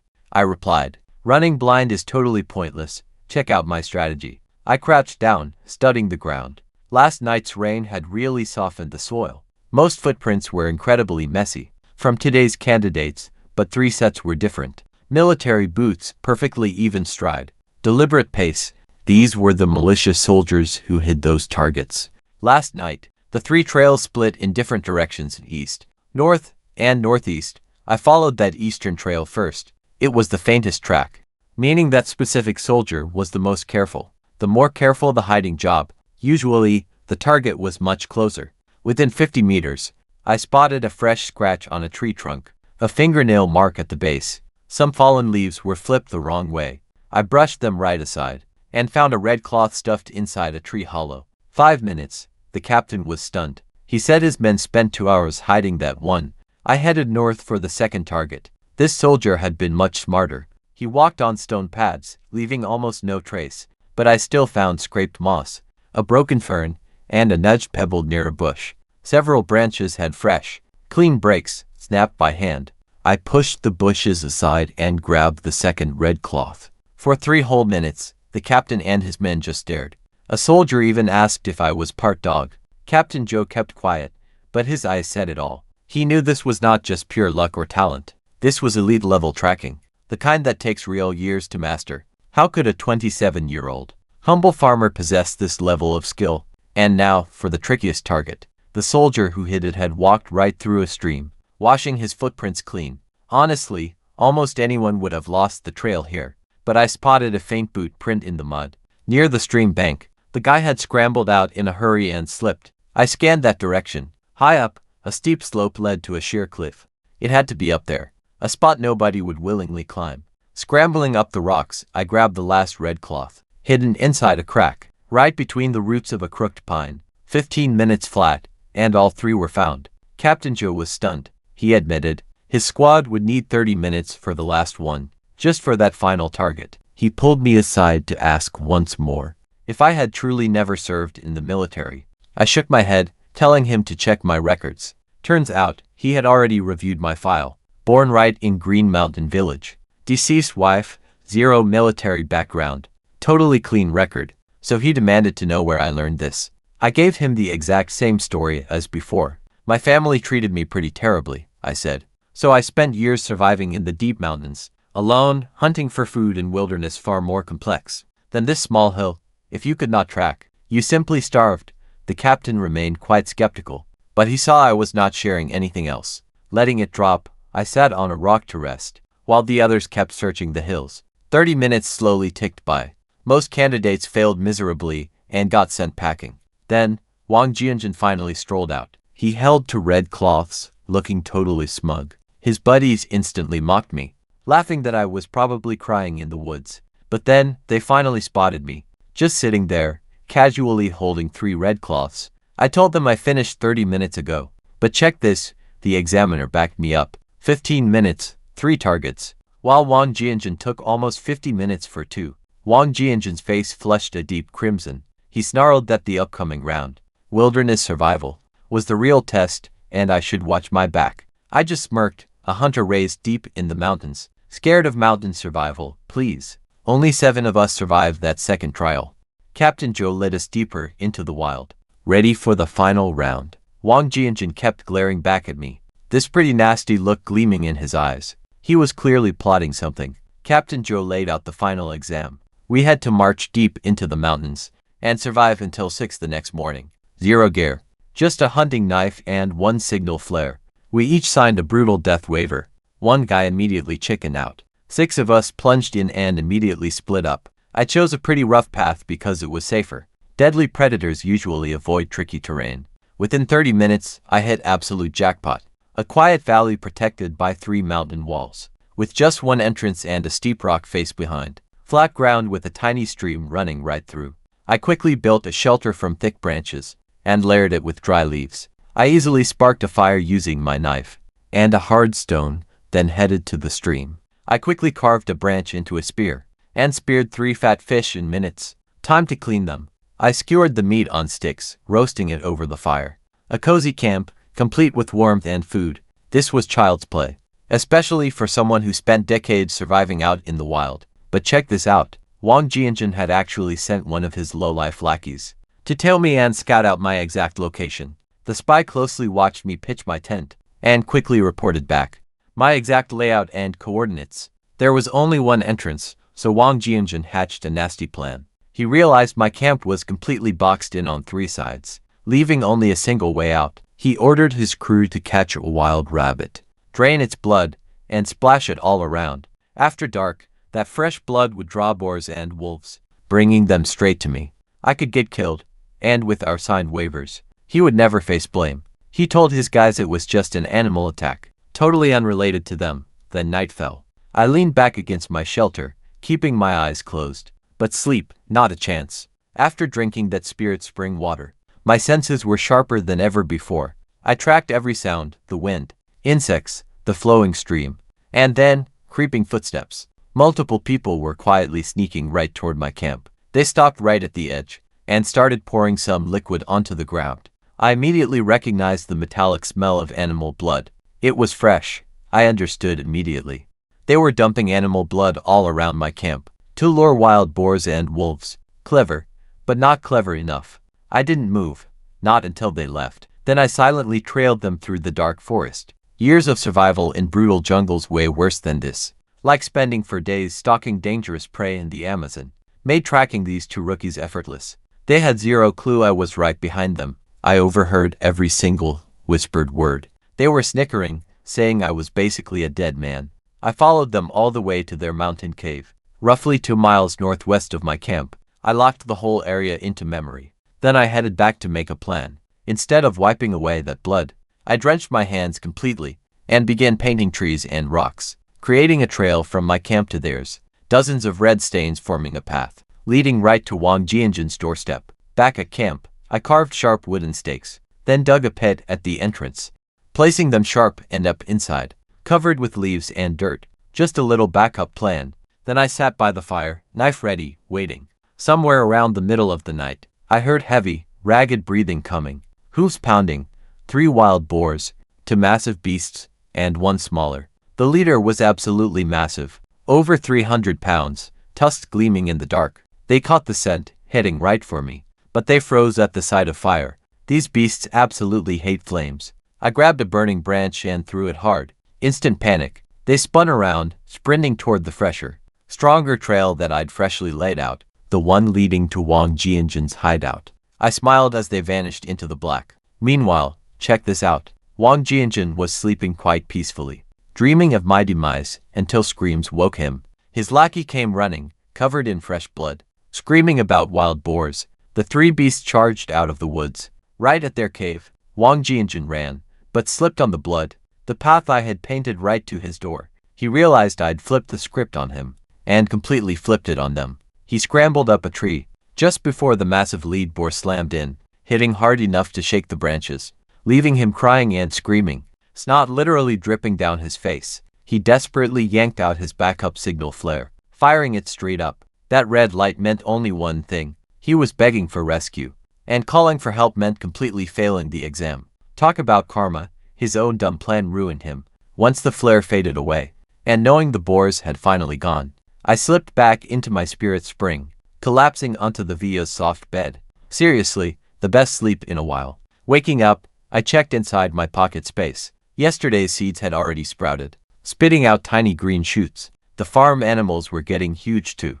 Perfect growth everywhere. I washed up with clean spring water, stretched, and headed straight to the meeting point. I was the first there. Captain Joe eyed me, asking how my night went. I said I slept great, making his eye twitch. The guy was baffled. Who on earth sleeps soundly in a mountain, crawling with dangerous beasts? Plus, I looked incredibly rested and refreshed. I casually mentioned that I ran into 3 wild boars last night, but managed to scare them off with a quick trap. He searched my face, clearly suspecting there was way more to the story, but I kept a perfect poker face. Just then, Wang Jianjun's lackeys stumbled out, covered in dirt and looking bruised, with one limping badly. Then, a team of militia soldiers finally marched out, carrying Wang Jianjun on a stretcher. The guy was in awful shape. His arms were badly slashed by a boar's tusk, shredded clothes, his face pale as death, and oh my god, look at his pants. The idiot had actually wet himself.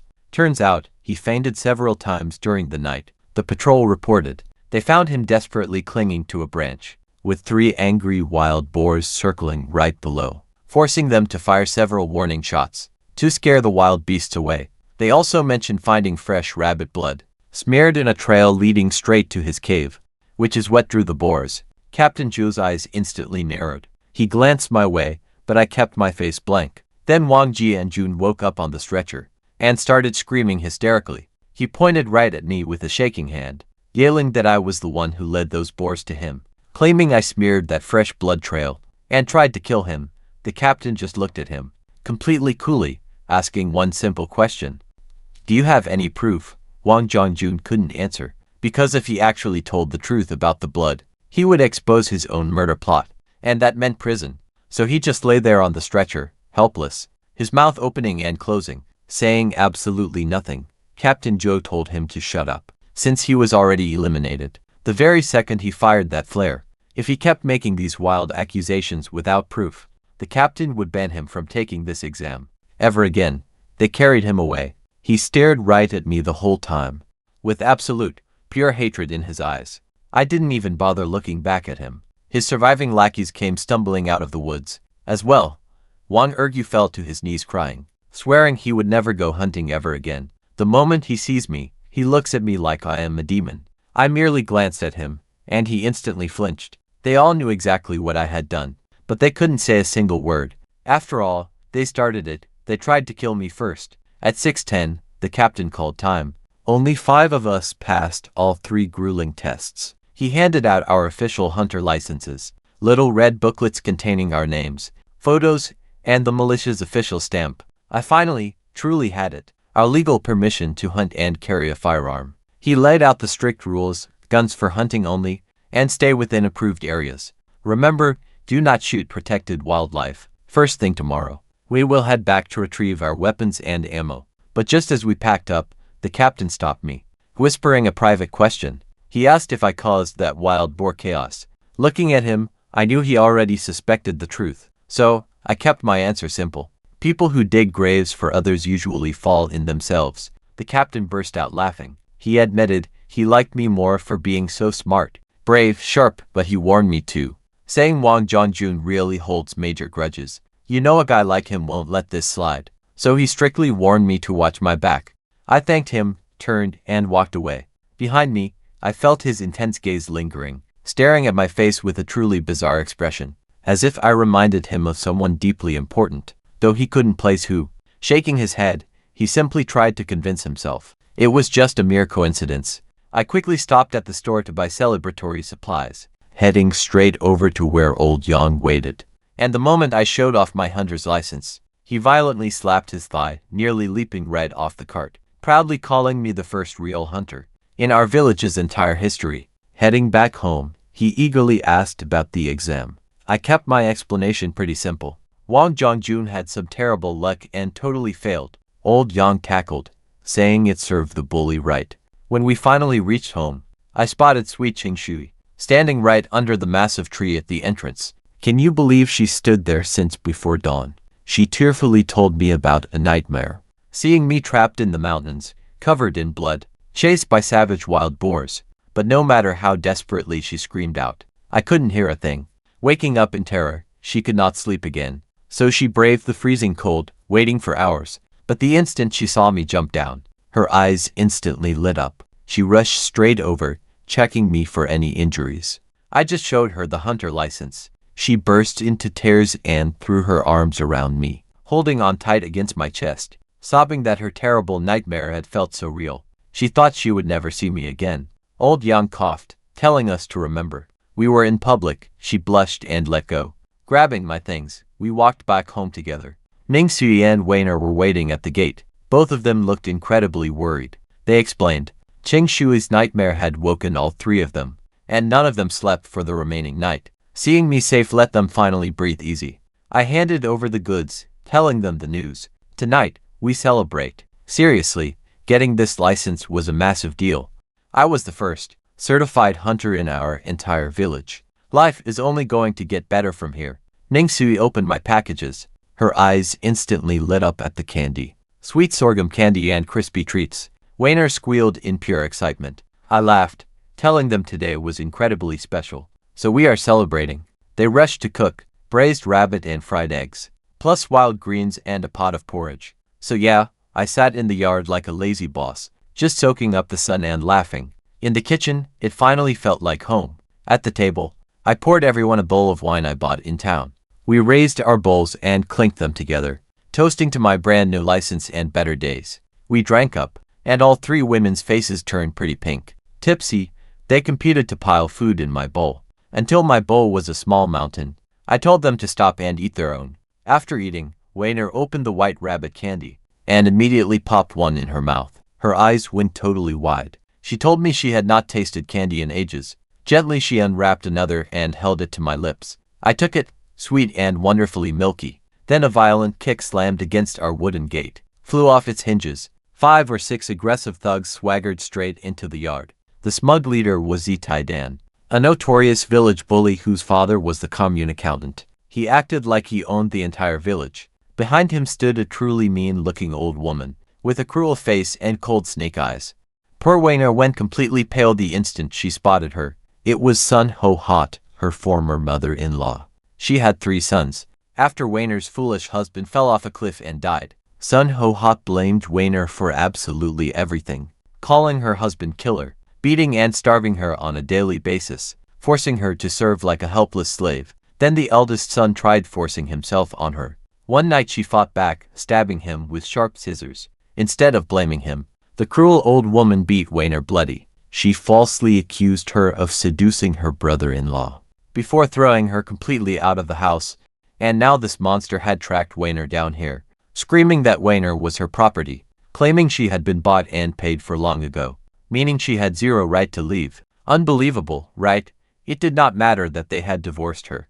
Vitai Dan looked over the three women with disgusting, hungry eyes. He stared straight at Weiner and greedily licked his lips, making deeply filthy comments about her body, saying he finally understood why men could not resist her. Terrified, Weiner grabbed the edge of my shirt. While she shook all over, I stared coldly at the old woman, demanding what she wanted. Then Zitai Dan stepped up, puffing his chest out, bragging that his powerful father was the commune accountant, before pulling out an official marriage certificate, showing both of their names, stamped with Sun Ho Hat's very own red thumbprint. He claimed he paid 20 yuan, and Weiner now belonged to him. He was standing there claiming she was still his wife. Weiner screamed back that they had absolutely no right. They already divorced her. She had absolutely nothing to do with the Zhang family anymore. Sun Ho raised her hand to strike Weiner's face. I caught her wrist before it hit, so I reminded them they literally kicked Weiner out. The exact second they did that, she stopped being theirs. She is completely my person now, and nobody is going to touch her. If they wanted to report me to the commune, go right ahead, because I wanted to see the authorities handle a real case of human trafficking, disguised as marriage in our proud socialist country. This is no slave market, so I flung the old woman's arm away. As she stumbled, Zitai Dan ignored all logic. He ordered his thugs to grab her. Watch this. 5 or 6 thugs charged right at us. I unleashed a kick that sent the first guy flying straight into the wall. The second swung a punch, but I dodged and smashed his face. Then the third swung a stool right at me. I caught it. Yanking him forward, I kicked him hard in the stomach. He went flying. The last two desperately begged me to stop. They quickly scrambled behind Zitai Dan, too scared to breathe. Zitai Dan tried hiding behind his own father's powerful name, threatening me with serious consequences, but before he finished talking, I punched him right in the gut, folding him clean in half. Grabbing his hair, I pulled his head down, driving my knee straight into his face. His nose broke with a loud crack. As blood poured out, I stepped heavily on his chest, daring him to scream one more time. He went dead quiet. Now here are my absolute rules. First, Weiner is mine, and if he ever dared to come near her again, I would break his legs. He nodded frantically. Second, he kicked my front door off its hinges. He owed me 10 yuan for repairs, only to whine the door was not worth that much. I raised my foot toward his face. He quickly dug the money out of his pocket. I grabbed the cash instantly and told him to get lost. He scrambled up and ran. Blood was pouring from his shattered nose. His thugs hobbled off. Sun Ho had turned utterly pale as death. She shrieked one last empty threat and fled too. Weiner stood there trembling, frozen, no longer from fear but from shock. This cruel woman who had terrorized her for years, the local bully nobody ever dared to challenge. Get this, I easily crushed them in under 60 seconds. She stared at my back, tears streaming down her cheeks. Suddenly, Weiner threw herself into my arms. Sobbing, she kept saying it was all her fault. I gently wiped her tears, telling her she was family now, and when family gets pushed around, I fight back even if it means fighting the king himself. But Qingxue warned me that Zhao Taiden would never let this go. His wealthy father, Zhao Yukai, the powerful commune accountant, and held massive influence around these parts. Ming Sui worried that Sun Hohet would spread nasty rumors everywhere, but I told them not to be afraid. Buying and selling humans is totally illegal. Under the new laws, if anyone should be scared, it was definitely them, though I had to play this smart. I headed to the village chief's home. He was out in the yard, busy chopping firewood. I immediately flashed my official hunter's license. At first, he was thrilled, promising a solid reward from the local production team. But then I explained what happened with Zhao Taiden, and that vicious Sun Hohet. He was furious. Human trafficking, he snapped, declaring it an extremely serious crime. Sun Hohet had already kicked poor Weiner out, with official divorce papers. She had absolutely zero right to sell her off. But then, his face fell, and here's the real kicker. Zhao Yukoi wasn't just some simple commune accountant. He actually had a cousin named Xiandahai, who served as a deputy bureau chief at the county level, directly in charge of public security, and that was why, for years, the Zhao family was totally untouchable. Anyone trying to report them got punished instead. Eventually, everyone just quit. The chief asked what I planned to do. He was pretty worried I would act rashly. I paused to think. Then, I remembered Captain Joe Taiju. He was a military man. Local authorities had zero power over the army. Plus, he was clearly a very principled guy. And he quite liked me during the exam. The country was in the middle of a massive crackdown on corruption, meaning if the Zhao family's crimes were brought directly to someone in the military, no local county cousin could protect them. His eyes lit up. He agreed that using the military was smart. Joe Taiju was a tough, honest soldier. And if he helps, even their biggest local connections would totally fail. The plan was set. Tomorrow morning, I was going to head to town for my rifle. And while there, I would tell Captain Joe absolutely everything about the joust. But the chief hesitated. He said Captain Joe might avoid getting involved. The man had a highly promising career, and surely wouldn't want to start making enemies with powerful local officials, but I fully understood.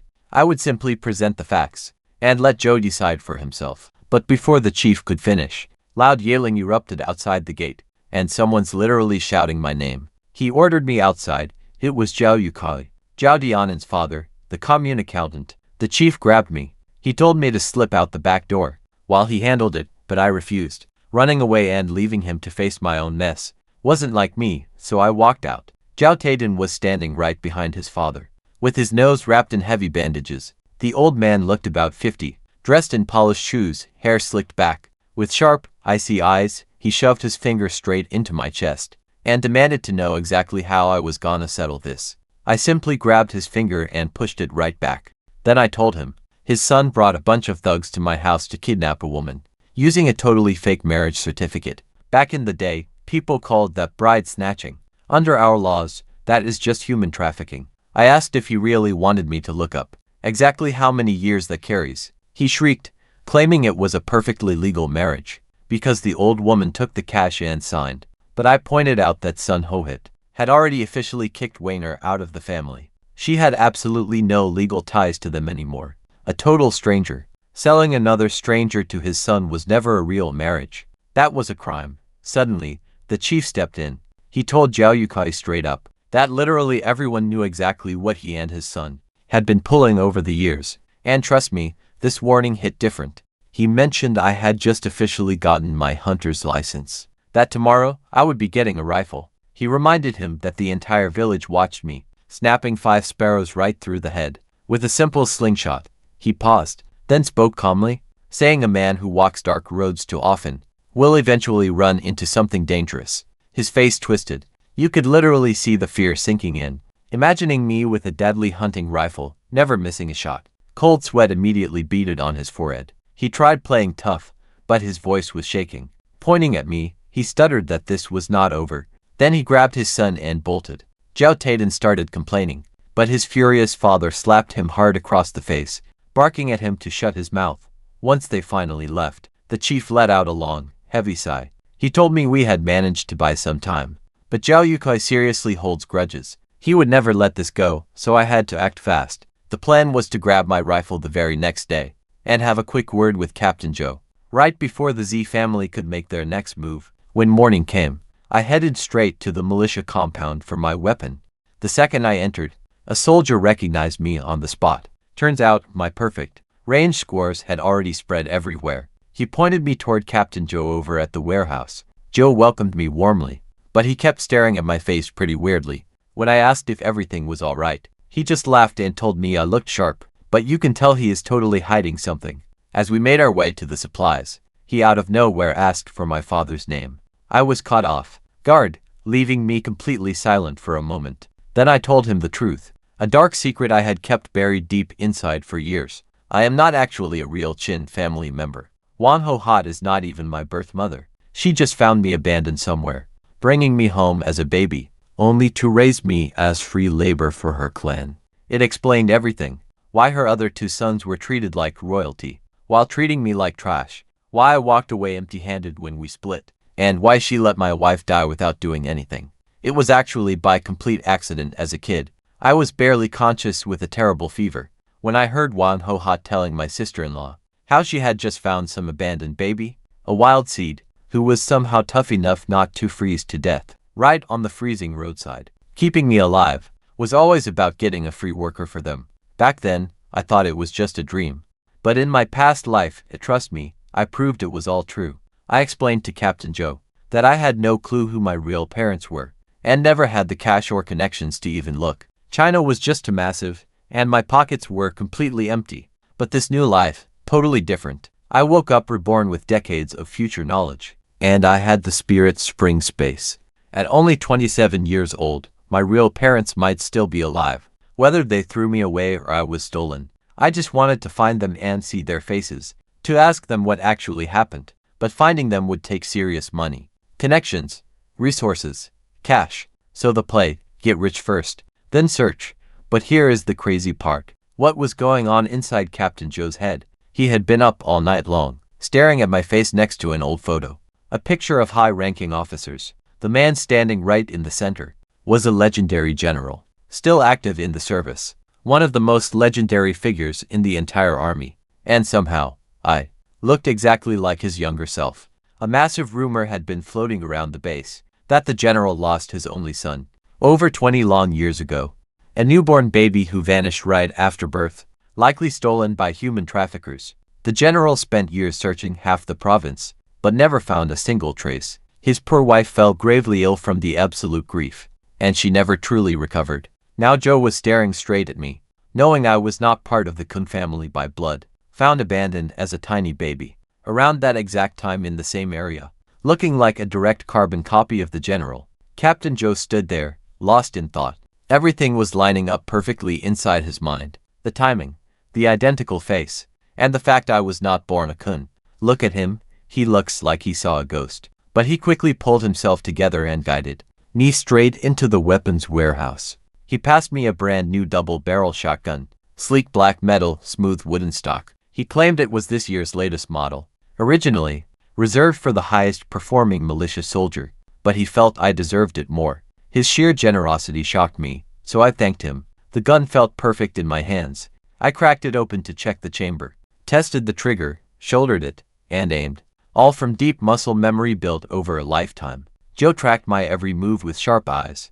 He noticed my technique. It was identical to a trained soldier's. I lied, claiming I had borrowed guns before, since I always planned on becoming a hunter. He bought the excuse. Even though I knew he wasn't fully convinced, he granted me 50 rounds every month, with strict logging rules. Every single bullet accounted for. Every kill recorded. He handed over the receipt, complete with the weapon serial number and his signature before I slung it over. From today, I was a hunter with real firepower. Then, things got serious. I quietly pulled the warehouse door shut and spoke. I wanted to report a certain person, the accountant, Zhao Yukai, and his entitled son, Zhao Taidan. I laid out everything that went down yesterday. His face visibly darkened as he listened. But that wasn't enough. Just a kidnapping attempt wouldn't stick. He had deep connections. He would easily find a way to make it vanish, and I would end up being punished. I wanted to dismantle their entire operation. Not just the son, and not just the father, but their powerful protector, Xian Dahai, the deputy bureau chief working at the county level, who ran public security. Zhou's eyes went wide. I explained Xian Dahai was Zhao Yukai's cousin, and he was the sole reason why nobody could touch the Zhao family, protecting years of land grabbing, wage theft, and bullying. Every single complaint got buried. Those who reported them got punished instead, which is exactly why I approached the military. Instead of going through the local channels, the army did not answer to county officials. Joe understood instantly. He realized I came to him because the local route was a dead end, hoping to go through the military instead. I nodded and told Captain Joe my visit was because he was military, far beyond the reach of county officials, and because I could tell he was a man of principle. He was touched, but he cooled down quickly. Even if he wanted to help, he said, the militia only handled local security and military support, not civilian disputes. He needed a legitimate reason to get involved, and most importantly, he needed solid evidence. Without proof, absolutely nothing would happen. I smiled. You see, this was exactly what I wanted. Then, I asked him, what if I could get Ziyatsai's secret account book? He froze as I explained my reasoning. Ziyukoi had been the commune's head accountant for over a decade, handling all their cash, grain, and supplies. His family lived well, far beyond what an accountant's salary supported. A big brick house, fine leather shoes, boxed cigarettes, and a bicycle. His son threw around 20 yuan like it was nothing. Every single holiday, the Z family shipped crates of gifts to the county. That money had to come from somewhere.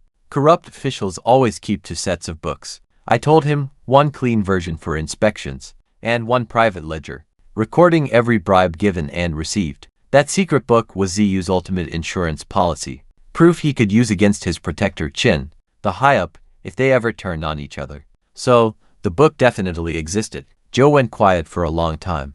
Everything I said made perfect sense to him.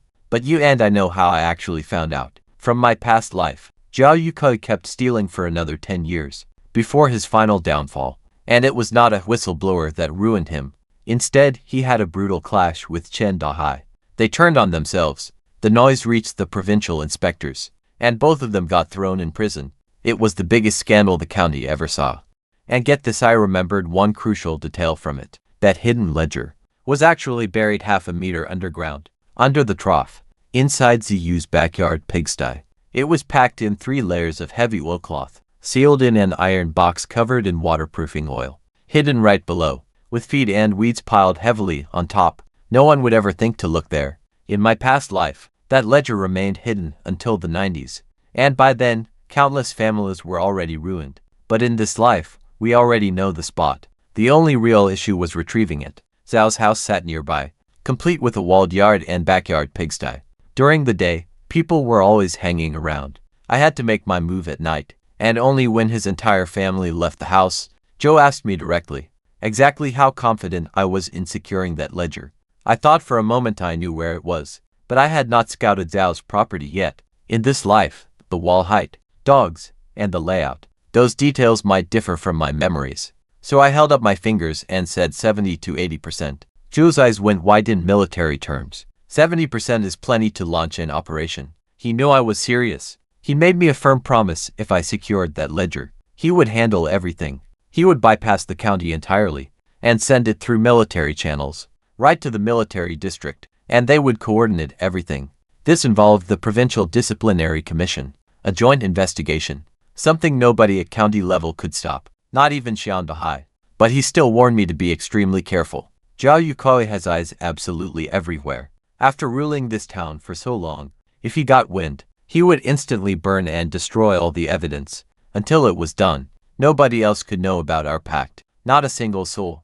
I agreed. I grabbed my new rifle and left. But check this out, here is what Joe did the second I left. He headed straight back to his room, sitting in silence. Wrestling with his own doubts, he kept picturing my face, and that faded old military photograph. Finally, he made a decision. He wrote a careful, highly respectful letter, addressing it to a high-ranking general in the capital. The military leader he believed was my real father. He carefully detailed everything he had observed, without making any concrete claims yet, simply letting the general judge the truth for himself. If he was wrong, he would willingly face any punishment. But if he was actually right and kept silent, he could never forgive himself. The general had been searching for his lost son for 27 years. Joe sealed the letter with wax, stamped it, and sent it by urgent military mail, sent straight to the capital. Meanwhile, on the ox cart heading back home, I was already planning my next move. The secret ledger was supposedly hidden under a pig trough, buried half a meter deep in Zhao's backyard, wrapped in oilcloth, sealed inside a waterproof iron box. That detail came directly from his wife's confession. Back in my past life, way in the 90s, 10 years from now. But wait, did he hide it there in 1980? Or had he used a different spot before? I couldn't be sure, so I had to scout first. Before making my move on the ride home, Old Yang noticed I looked pretty distracted. He figured I was thinking about the Z family. I didn't deny it. Instead, I asked what he knew about them. Oh, he had plenty to say. Get this. How Z? Yukoi got that accountant job in the first place. Pure corruption from his cousin. Xian Dahai had just become deputy bureau chief, and Z bribed his way into that job, even though he barely finished primary school. Suddenly, the Zhao family became totally untouchable. Zhao controlled all the commune's money, while Qin Dahai covered him from above, and Zhao Tiden ran his thugs down below. Old Yang told me about this guy, Li Dashuan, whose family owned their ancestral land for generations. Zhao Yukoi wanted it for his son's new home. When Li refused, Zhao doctored the books to falsely show that Li owed 200 yuan in fees, Li couldn't pay, so they stole his land. His family was forced into the harsh mountains, and his old mother died that winter. From pure shock, old Yang's eyes went red telling this story. Then, I asked about Zhao's daily habits. Old Yang said Zhao had two major vices: heavy drinking and gambling every couple of days. He regularly visited a secret, underground gambling den over in the neighboring village. It looked like a normal tea house outside, but hid secret game rooms in the back, strictly for high-stakes cards and dice. Zhao always stayed way past midnight, sometimes until sunrise. The entire operation was protected by Chen Dehai, backed by a deputy chief of police. Nobody dared speak up. For me, absolutely perfect. That illegal gambling den was another crime. I could stack right onto their secret ledger, plus this illegal gambling ring. That would be more than enough to bring them down. Then I asked about Zetian's habits, and old Yang laughed quite bitterly. The kid was completely useless, drinking and gambling, chasing girls, spending his nights completely wasted, or sleeping at some widow's place in a neighboring village. Sometimes he would vanish for days on end. His mother could not control him, and did not even try. Since the family had plenty of stolen cash to blow, I noted down every detail. The dad gambled late into the night every few days. The son was usually sleeping elsewhere, which meant there would be certain nights when their house would be completely empty. That was my perfect window. Now, check this out. Did the Z family keep a guard dog? He said they did. Just an old yellow dog that slept by the gate and never wandered into the backyard. Perfect. Once I got back home, the women had already fixed the broken door. But when they saw the rifle on my shoulder, Weiner ran straight over with wide eyes and asked if she could touch it. I let her, warning her never to point it at anyone. Ming Sui gasped, saying it was the most impressive gun she had ever seen. Qing Shua asked about the Zhao situation. I told her I was handling it, and they did not need to worry at all. Then, I laid out plans for the coming days. Zhao Tiandong's shattered nose would keep him out of commission for 2 weeks. His father had backed down, right in front of the village chief, and would not come knocking, especially with my rifle, but just in case. I told Qing Shua and Ming Sui to fight back. If anyone showed up and they could not handle it, run straight to the chief's house. Weiner promised she would not freeze up like last time. I told them I would be going out at night sometimes, and might return late, so do not wait up. Do not ask where I went or what I did. The less you know, the safer you are. Qing Shua understood. She simply begged me to come home safe. Over the next 3 days, during the day, I tracked prey using my bow, saving my rifle, and its scarce ammo for emergencies. Bullets were precious, 50 each month, and every bullet had to be logged. For bagging rabbits and pheasants, simple arrows worked just fine. Over 3 days, I caught dozens of wild animals, keeping them stored inside my space.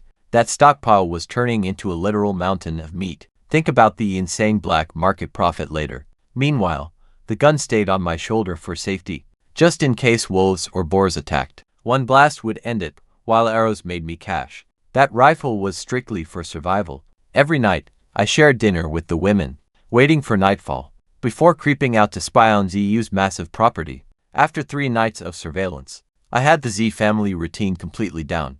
Then, on night 4, I hid inside my pocket space right near their home. Just past 7 p.m., the door opened as Zhao Yukai and Zhao Tia stepped out. Tia still wore heavy bandages over his bruised face, right where I smashed his nose. I overheard their conversation. Zhao Yukai warned his son to stay calm, saying he would get Chen Dehai to make an excuse to seize my rifle first. After that, they would crush me. They slowly boarded their bikes and pedaled off toward the town gambling den. But wait, this is where things get wild.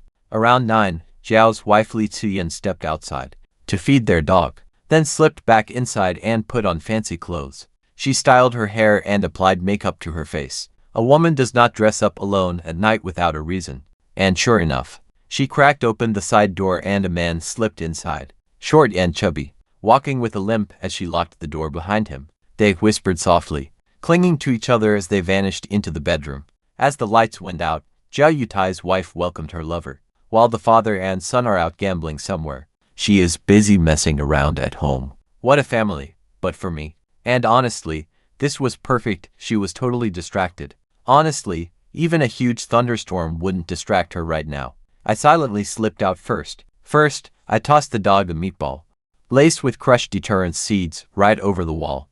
The old dog sniffed and swallowed it whole. Within a minute, it was out cold. Using a folded valve skin, I quickly scaled the back wall. This covered the dangerous broken glass lining the top. I dropped softly into the yard. Not a single sound came from the main house, but I could easily hear the cheating couple inside. They weren't paying attention to the outside world. Heading over to the pigsty, I saw the fat pigs sleeping. Suddenly, one woke up and grunted, so I quickly pulled half a sweet potato from my space. Both pigs immediately started fighting over the treat, and forgot about me entirely. Next, I crouched by the pig trough, a heavy stone basin weighing 70 or 80 pounds. Thanks to the magical spring water, I easily had the strength to slide it aside quietly. Underneath lay flat dirt that looked identical to the surrounding ground. All around, pulling a shovel from my space, I began digging, slow and quiet, controlling every single scoop carefully. About half a meter down, my shovel suddenly struck something hard. My entire body instantly went electric. It was actually here. Can you believe it? I immediately began digging with my bare hands. Soon, a small iron box about a foot square appeared. Thick, dark waterproofing oil coated it, almost invisible against the dark dirt. I pulled it out, quickly wiped it clean, and opened it. Wrapped inside 3 thick layers of oilcloth lay a thick account book, so I flipped to the first page. July 1973, took 200 yuan from public road repair funds to a private account. A few pages later, January 1975, bribes for Chen Dahai, liquor, cigarettes, and 300 yuan.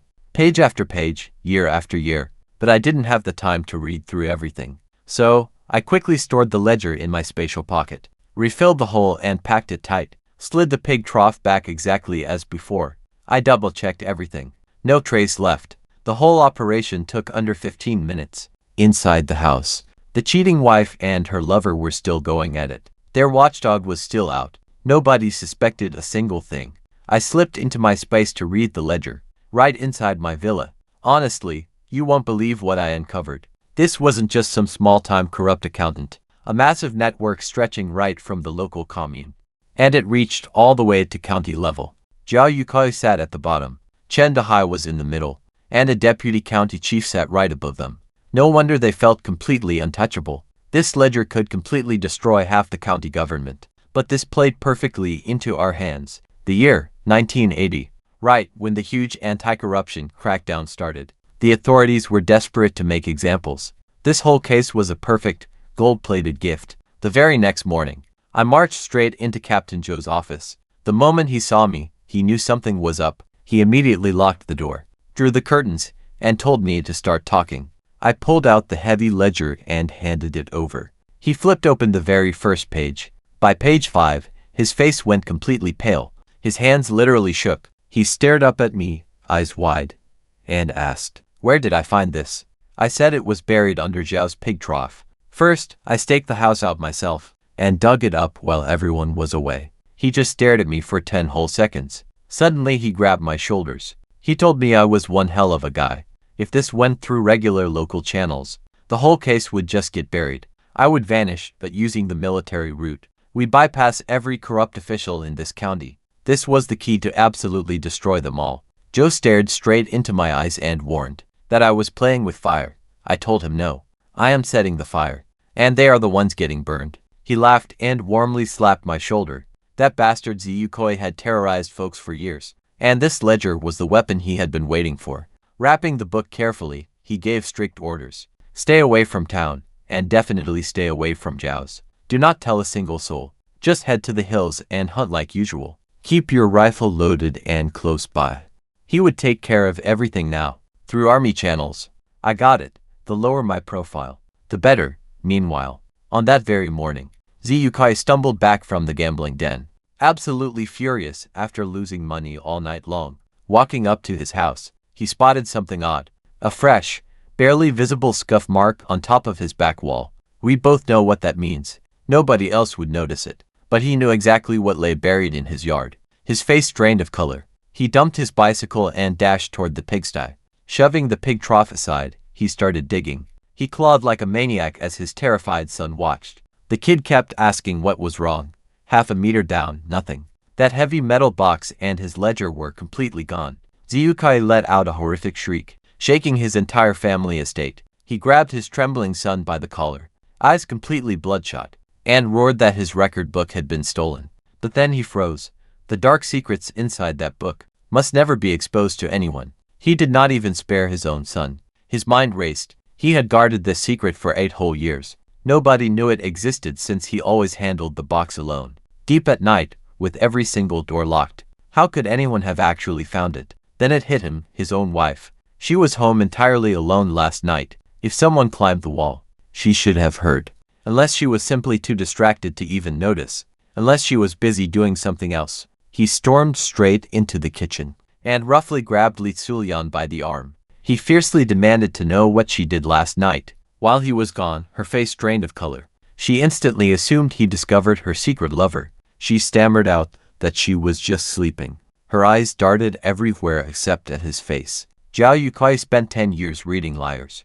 Back in the commune, he saw right through her. He slapped her hard across the face, ordering her to start talking, while I was busy handling things on my end. Honestly, Zhao Yukai's world was falling apart. At home, he violently beat his wife, demanding to know exactly what happened last night. She truly believed he discovered her affair, and broke down completely.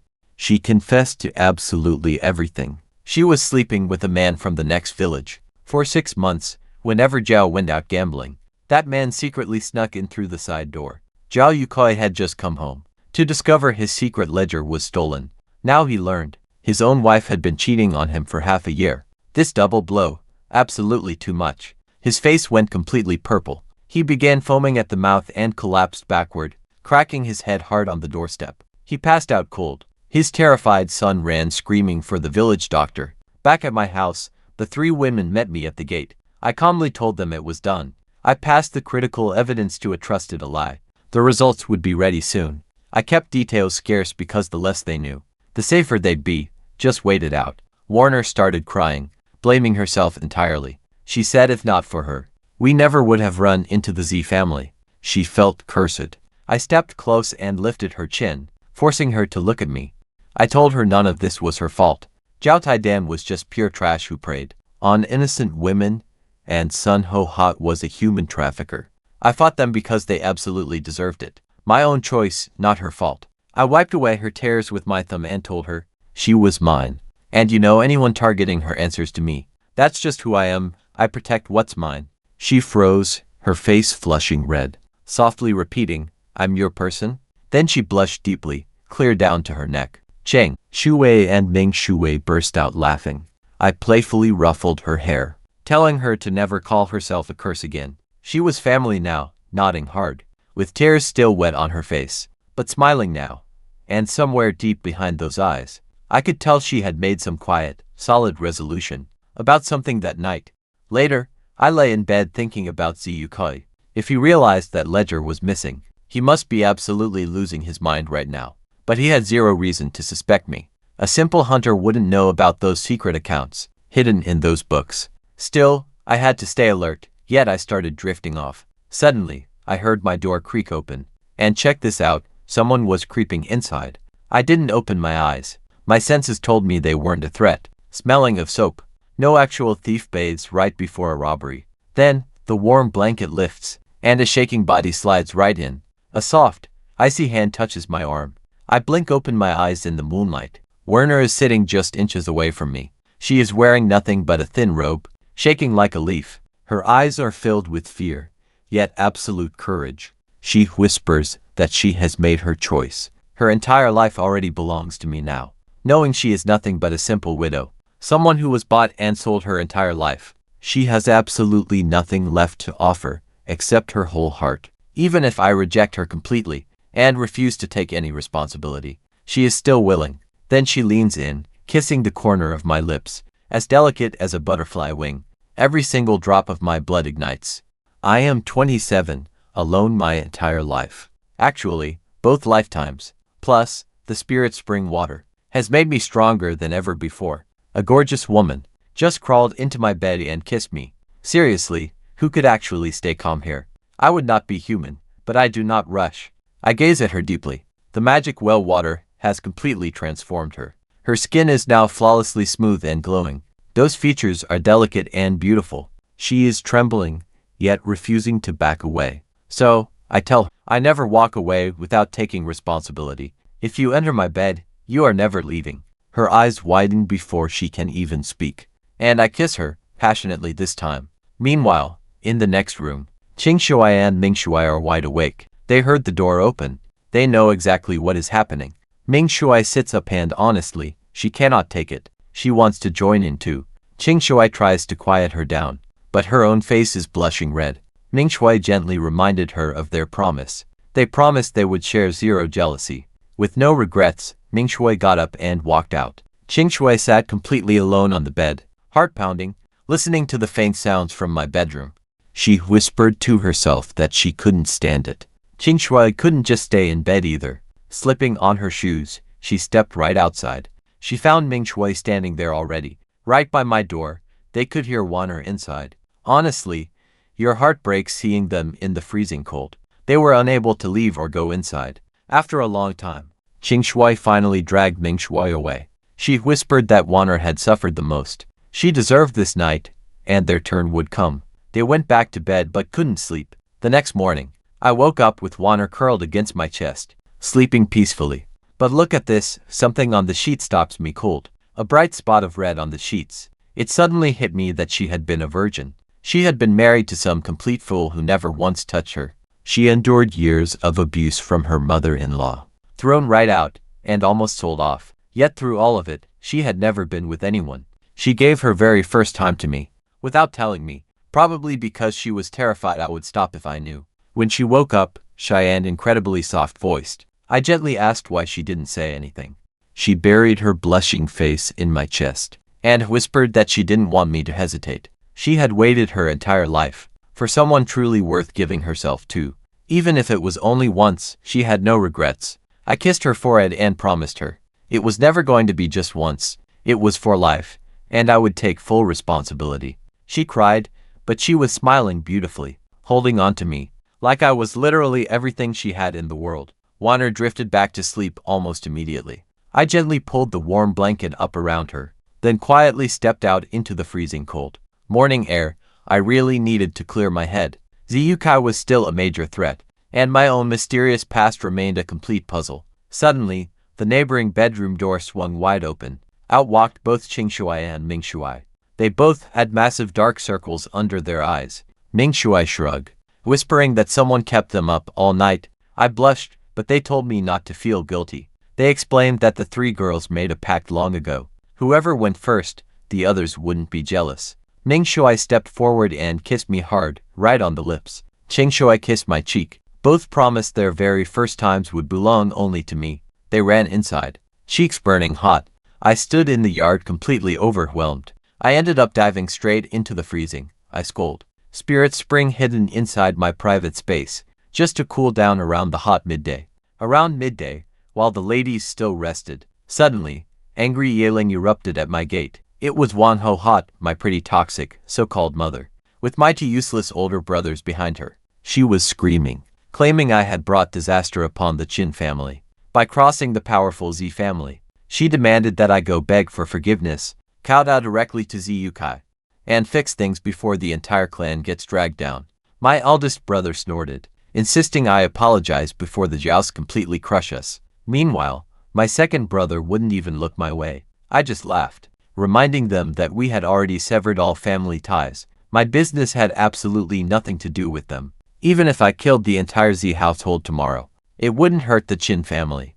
I warned Wang Ho Hot that if she ever showed up here again, causing a scene, she'd quickly learn what real consequences actually look like. She tried playing the mom card again, but that's when I dropped the ultimate bomb. You know exactly. If you actually gave birth to me. Her face completely froze, panic flashing in her eyes. She had never told a soul I was adopted, found as a helpless baby on the road. That secret was supposed to be hers alone. She stared at me, her voice shaking. What do you mean by that?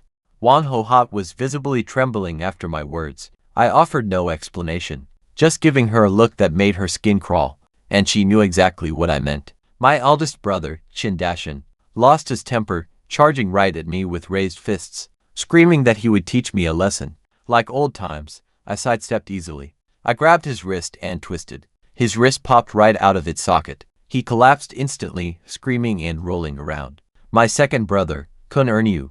Kun Ernyu wanted no fight. He already heard what I did to Zhao Titong's gang.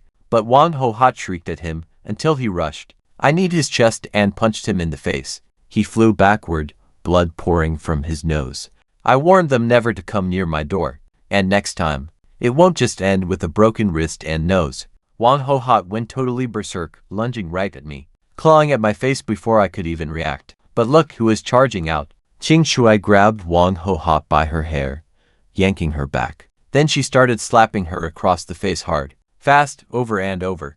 This is for bullying my husband. And this is for letting his wife die. This is for starting trouble here. Werner charged out with a broom and started beating her across the back. Ninsui kicked her legs right out from under her, shoved her face right into the dirt, warning her that if she ever touched our man again, the three of them would break her legs. I stood there watching, genuinely impressed. These three women were absolutely done playing around. Their entire lives, they were called cursed, cast aside by their own families, told they were absolutely worthless. But now, they had something to fight for. And they were completely fearless. The villagers gathered around, laughing and cheering. They all agreed Wang Ho Hot deserved this. After years of her mistreating me, I stepped in and told them, enough.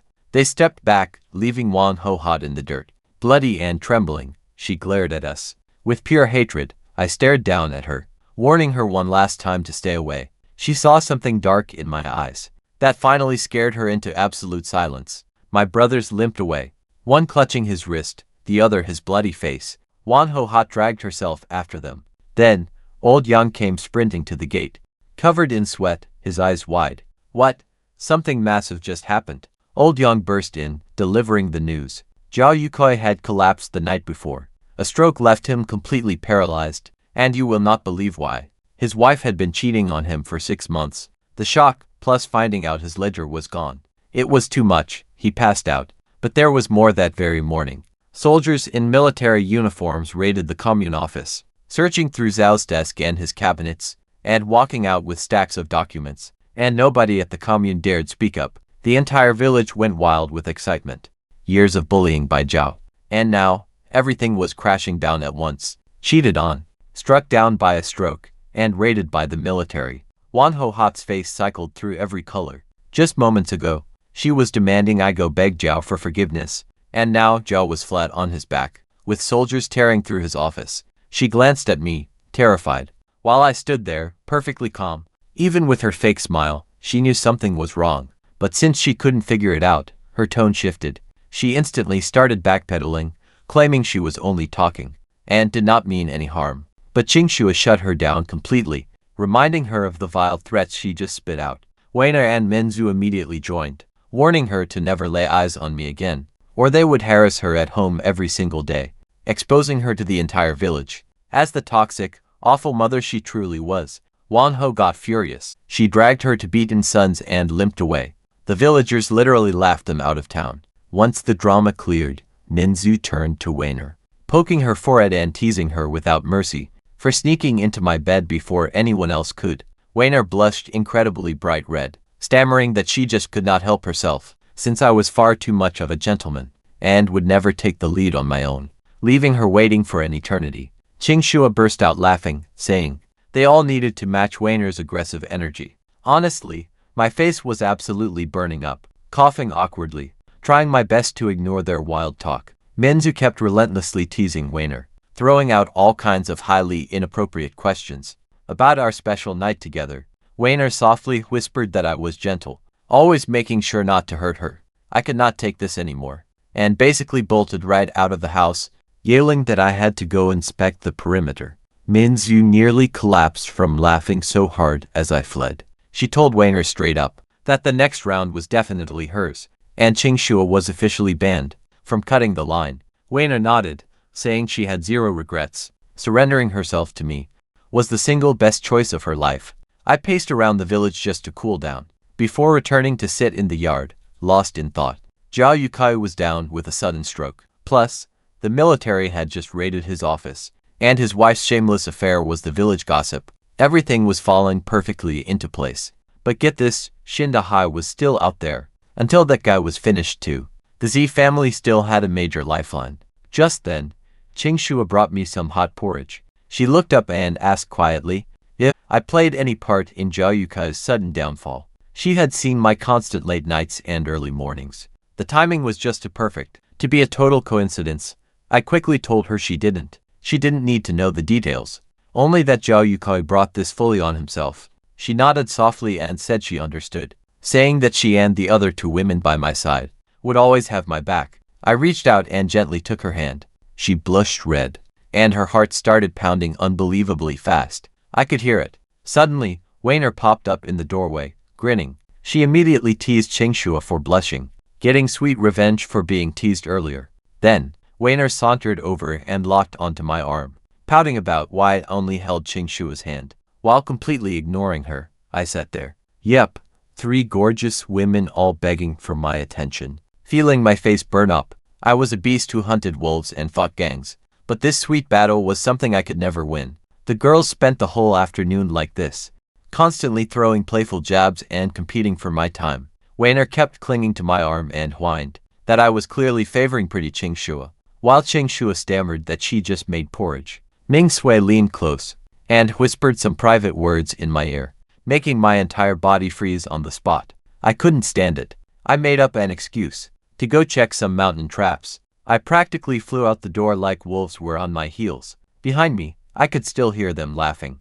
Ming Sui called me totally hopeless. Weiner pouted because I ran away before she could hold my hand. Qingxue desperately tried to deny everything, while the other two cornered her, teasing her mercilessly about catching us holding hands.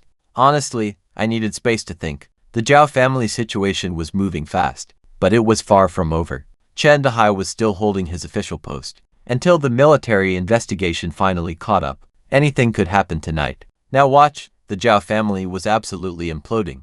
Zhao Taiden sat right by his father's bed, just staring. The guy who used to rule like a king.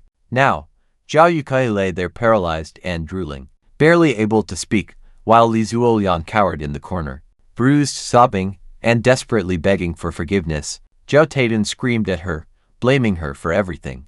If she hadn't cheated, his father would never have collapsed. Then, Zhao Yukai's one working hand started shaking. He forced out a few ragged, broken words through his twisted mouth. He told his son to find his cousin, Chen Dahai, mumbling something about an account book. While I was back home dealing with the girls teasing me, the Zhao family was completely falling apart. Zhao Yukai suddenly woke, just long enough to grab his son's wrist, staring with terrified eyes to force out 2 words. Account book. He ordered Zhao Taiden to find Chen Dahai immediately, saying they would all be ruined if they were late. Before passing out cold once again, Zhao Taiden had never seen his father look so terrified. He finally realized what that ledger meant. It was definitely his father's most crucial possession. He snatched up a flashlight and sprinted into the night. Meanwhile, over at Chen Dahai's county house, the deputy bureau chief was already on edge. He had received word that very afternoon, the military had actually already raided inside Zi Yukai's office at the commune. The military getting involved is his absolute worst nightmare. Soldiers don't care about local connections or dirty favors. But then, Zi Taiden bursts in with news of his father's stroke. Chen Dahai relaxes for a brief moment. He figures it was just the wife's affair that triggered the stroke. But then Zi Taiden repeats his father's terrifying final words. Find the ledger and your uncle, or we are all finished. Instantly, Chen Dahai's cigarette slips from his fingers. He snaps, backhanding Zi Taiden right across the face. He rages, reminding him that he warned Zi Yukai years ago to burn those records, but that idiot kept them anyway for blackmail, planning to use them against him one day, if their dirty partnership ever fell completely apart. But now, that ledger is missing, and the military is already actively searching for it. Chen Dahai paces around, trying to think. He demands answers from Zi Taiden. Who did your father clash with recently? Who could have stolen that dangerous ledger? Zi Taiden mutters defensively. Their family has way too many enemies to count. But when pressed for the latest fight, his eyes light up. There is one, a guy named Chinimo. Chen Dahai asks who that is. Zi Taiden quickly spills every single detail. The fight over Warner, the broken nose, and that Chinimo recently got his hunter's license. Plus, he seems extremely close to Captain Zhou Taiju. Watch him freeze when Zhou's name drops. Chen Dahai's face instantly turns ice cold. That's the same military captain who raided the commune. Is connected to Chinimo.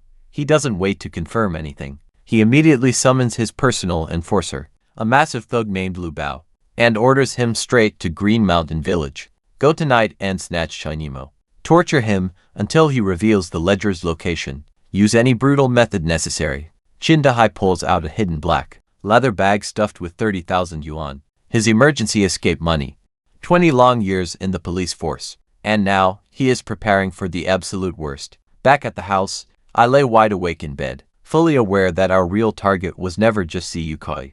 It was Chin Dahai, and there was no way he'd sit still. Once he learned about the missing ledger, that's when Weiner knocked on my door, completely sleepless, worried about payback. Just as I told her not to worry, Ming Sui showed up. She immediately started teasing Weiner for sneaking into my room. Then Cheng Shui stepped out too, telling everyone to just let me get some rest. Looking at all three of them standing there, I quietly promised myself to keep this home safe. Once they headed back to bed, my smile vanished. I was ready for the storm. At 3 in the morning, I suddenly heard them.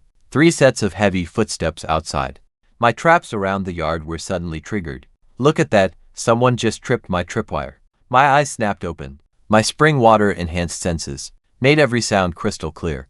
Instantly, the 3 girls rushed into my room, whispering in panic. Cheng Shui whispered that she heard people outside.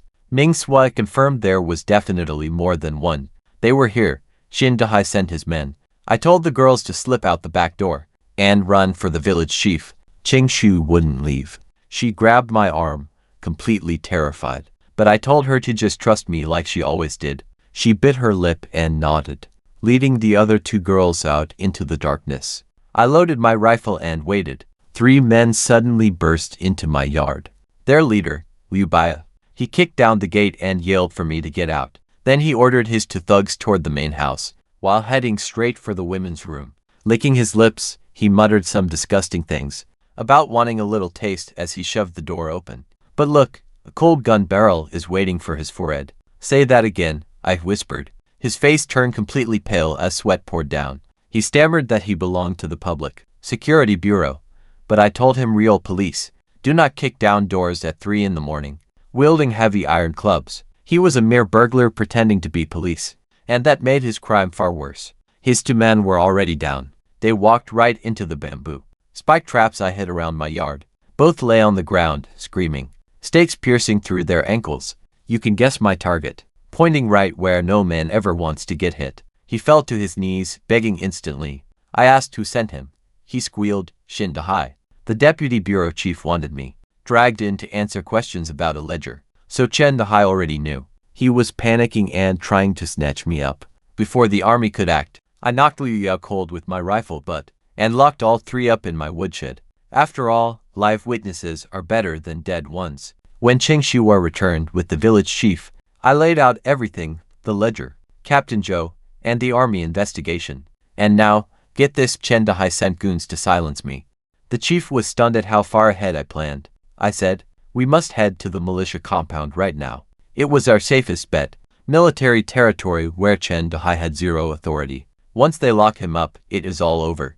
The chief sent old Yang to prep the ox cart. Within the hour, we were rolling through the dark toward town. Just me, the 3 women, and all our gear. We reached the militia compound before dawn. I hopped off the cart and told the guards I had to see Captain Zhou.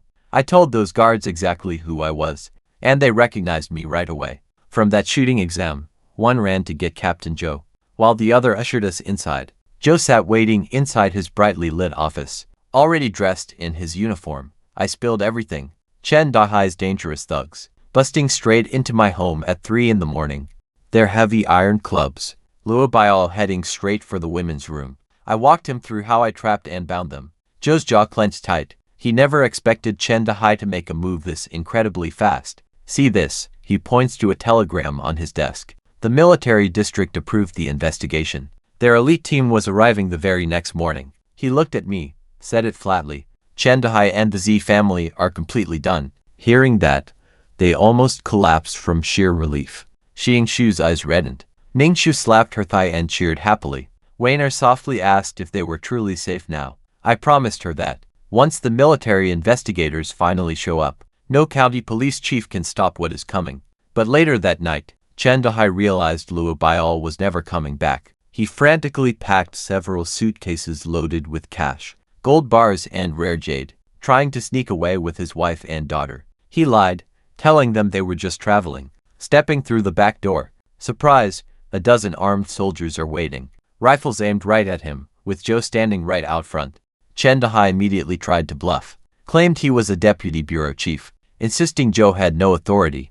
Joe just smiled coldly. Joe simply dragged out Luo Biao and his thugs. All bound and beaten, Luo Biao already confessed. Soldiers pop open Chen Dahai's suitcases of cash. Gold and priceless valuables spilled all over the ground. A fortune no simple official salary could ever explain. Finally, Joe produced the account book. He shoved it right in Chen Dahai's face and listed out every bribe and dirty theft. Every dirty deal was clearly written in black and white. Chen Dahai's legs failed. He collapsed to his knees as they dragged him off. After 3 days of brutal interrogation, Chen Dahai broke down completely, spilling absolutely everything, dragging down both Zhu Yukoi and Zitia as well. The soldiers moved out instantly, dragging Zhao Yukoi from his sick bed. Zhao Tian wept and begged when they grabbed him.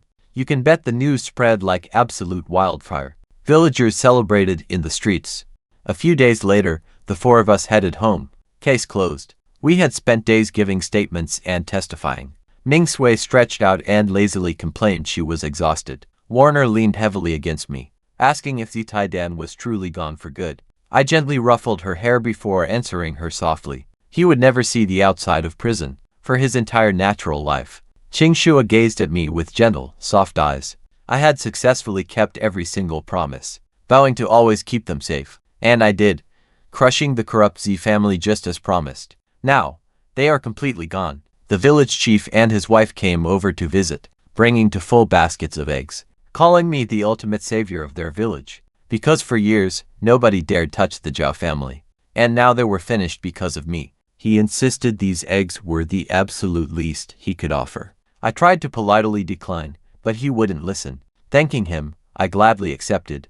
After they left, I fell quiet for a moment. I softly told the 3 women that I would never forget their incredible kindness shown to me. The village chief lent us money when my wife was dying, and even helped with her funeral. And those 3, they took turns constantly nursing my sick wife, bringing her medicine, washing her clothes and helping with the burial. I remembered absolutely all of it. They blushed, claiming I had done so much more for them. Warner said that maybe it was fate. She promised me that the 3 of them would always look after me, just how my late wife wanted it. Qingshu and Mingshu agreed. From this moment on, we were one family. The next morning, I rose before dawn. I grabbed my rifle, packed my gear and headed for the mountains. With my license sorted, I hunted every couple of days. The wilderness was my entire livelihood. An hour into trekking through the misty forest, I crouched down and spotted exactly what I was looking for. Fresh boar tracks, and they look huge. Deep hoof prints, barely 2 hours old. Snapped branches, fresh bark. Tusk marks scraped onto the trees. A stream ahead, with wild yams lining the muddy banks. The perfect feeding ground for boars right now. Creeping toward the stream, testing each step before putting my weight down. Then, a sharp scent. The sour, heavy stench of boar droppings. It was so close, I pressed against a tree and listened. Heavy breathing, followed by the sound of rooting in the dirt. Right there, to my left. There we go, I spotted it through the leaves. A massive black beast, easily 200 pounds. Tusks gleaming in the morning light. I slowly steadied my breathing and raised the rifle. Patience was key because boars have incredibly thick skulls. One bad shot means a wounded, raging beast charging you. I waited for it to lift its head. The exact moment its ear finally came into view, I fired the bullet hitting its side. Not quite perfect, but it punched clean through the lung. The boar screamed, bolting into the trees. Keeping my head, I calmly followed the trail of blood. Dark, foaming red blood. A fatal lung shot. It just did not know it was dead yet. 200 meters later, the boar collapsed. Kicked it to be sure. Then I checked the wound, clean through the lung cavity. About 230 pounds of meat. My first instinct was to hide it in my space, and then sell it on the black market. But then I quickly stopped myself. I started thinking about everyone who had helped me. The kind village chief who repeatedly stood up for me, and old Yang who always had my back, and the other ordinary villagers, who at least, did not turn on me during hard times. In my previous life, I pushed everyone away and ended up dying alone. This time, I was going to change my fate. I quickly hid the boar under some brush, and headed down to find the village chief. When I told him about the 200-pound boar wading up the mountain, his eyes nearly popped right out. He immediately gathered some young men to haul it down. The moment they saw that massive beast, they went wild. In an era when most families barely tasted meat, an entire wild boar was a literal miracle to them. The chief then asked what I wanted to do. I told him I wanted the entire village to share it. Everyone was completely stunned when I declared that I was giving this meat to the whole village. The chief's eyes welled with tears. He said almost anyone else would have kept or sold it. The young men who helped haul it down could not thank me enough. I smiled and said it was nothing. After all, we are neighbors. By the time we finally reached the village, half the residents had already gathered around. At the threshing ground, the chief proudly announced that I was distributing the meat to every single family, split fairly based on their family size. The crowd instantly erupted. Women clutched my hands with tears in their eyes, crying that their kids had not tasted meat in months. I reassured them it was just the right thing to do. Nearby, the three women stood at the edge of the crowd, watching me closely as Crossing Shua smiled and spoke up. I always take action before speaking. Ming Sui crossed her arms proudly and remarked, "Nobody. Who else would just give away 200 pounds of meat?" Warner just stood there, watching him with soft eyes, gently whispering that he was wonderful. The village youths quickly butchered the boar right there and handed out portions to every household. Everyone left smiling, promising to help him whenever he needed it. Meanwhile, his eldest brother's greedy wife heard everything and sprinted home to tell Wang Ho-hot. She literally kicked the door open, screaming that he had killed a massive wild boar and was handing it out to the whole village, leaving absolutely nothing for the Chin family. Wang Ho-hot immediately bolted right out of bed. She was resting, but the second she heard, think about it, 200 pounds of free meat, and suddenly, all of her aches vanished. She grabbed her cane and started absolutely raging, yelling that she raised him for 20 years and deserved her share. His sister-in-law gladly poured fuel on the fire, bitterly whining that those three widows were strutting around like queens, while the proud Chin family was treated like garbage. Just then, his two brothers rushed inside. Having also heard the crazy news, Wang Ho-hot slammed her heavy cane on the ground and roared that they were all heading to the threshing ground to demand their rightful share of the meat. In her mind, he had their blood, so his entire catch belonged to them too. Wang Ho-hot and those two greedy brothers violently stormed into the threshing ground. Right as the very last portions were being distributed, she slammed her heavy walking stick down and screamed that he was an ungrateful beast, giving meat to strangers while ignoring his own mother. She demanded to shares. The brothers chimed in, claiming family always comes first. But look at him, totally calm. He asked the entire village to judge them. He reminded everyone of what happened when his wife was dying, and he had knelt at the Jin family's door begging for help. Back then, they told me her death was solely my problem. That day, Wang Hong eagerly agreed to completely cut all ties. Now, she smells meat and runs back. The villagers muttered in pure disgust. Everyone still remembered. Stepping forward, the village chief tore into her without mercy. He reminded the crowd that he had to help me out, borrowing coffin money for her, because her own family refused to lift a finger. He asked what kind of mother abandons her own boy. Then she shows up demanding free meat. Now that he's successful, my three women step up to protect me. Ming Shui told Wang Hong directly. She didn't have a single right to my things. Ching Shui added, the entire village knows exactly what the Kun family did. Warner stood tall, speaking up clearly. I can give my belongings to anyone I choose, and the Kun family absolutely doesn't qualify. Watch this. When Wang Hong saw she was losing, she collapsed onto the dirt, pulling out her usual trick, screaming and wailing loudly, calling my three ladies wicked fox spirits, cursed husband killers who had somehow stolen my very soul. She shrieked about how they were totally cursed, bringing death to every single man they touch. Several villagers shifted around uncomfortably. The stigma of being a young widow was incredibly heavy back then, and Wang Hong knew exactly how to weaponize it. Wanner's eyes flashed red at those words. Broom star, husband killer. These words had been stabbed into her heart since childhood. But Ching Shui quickly grabbed her hand, while Ming Shui gently held the other, whispering softly for her not to be afraid anymore, because they had a real man standing behind them now. Other people's words meant absolutely nothing.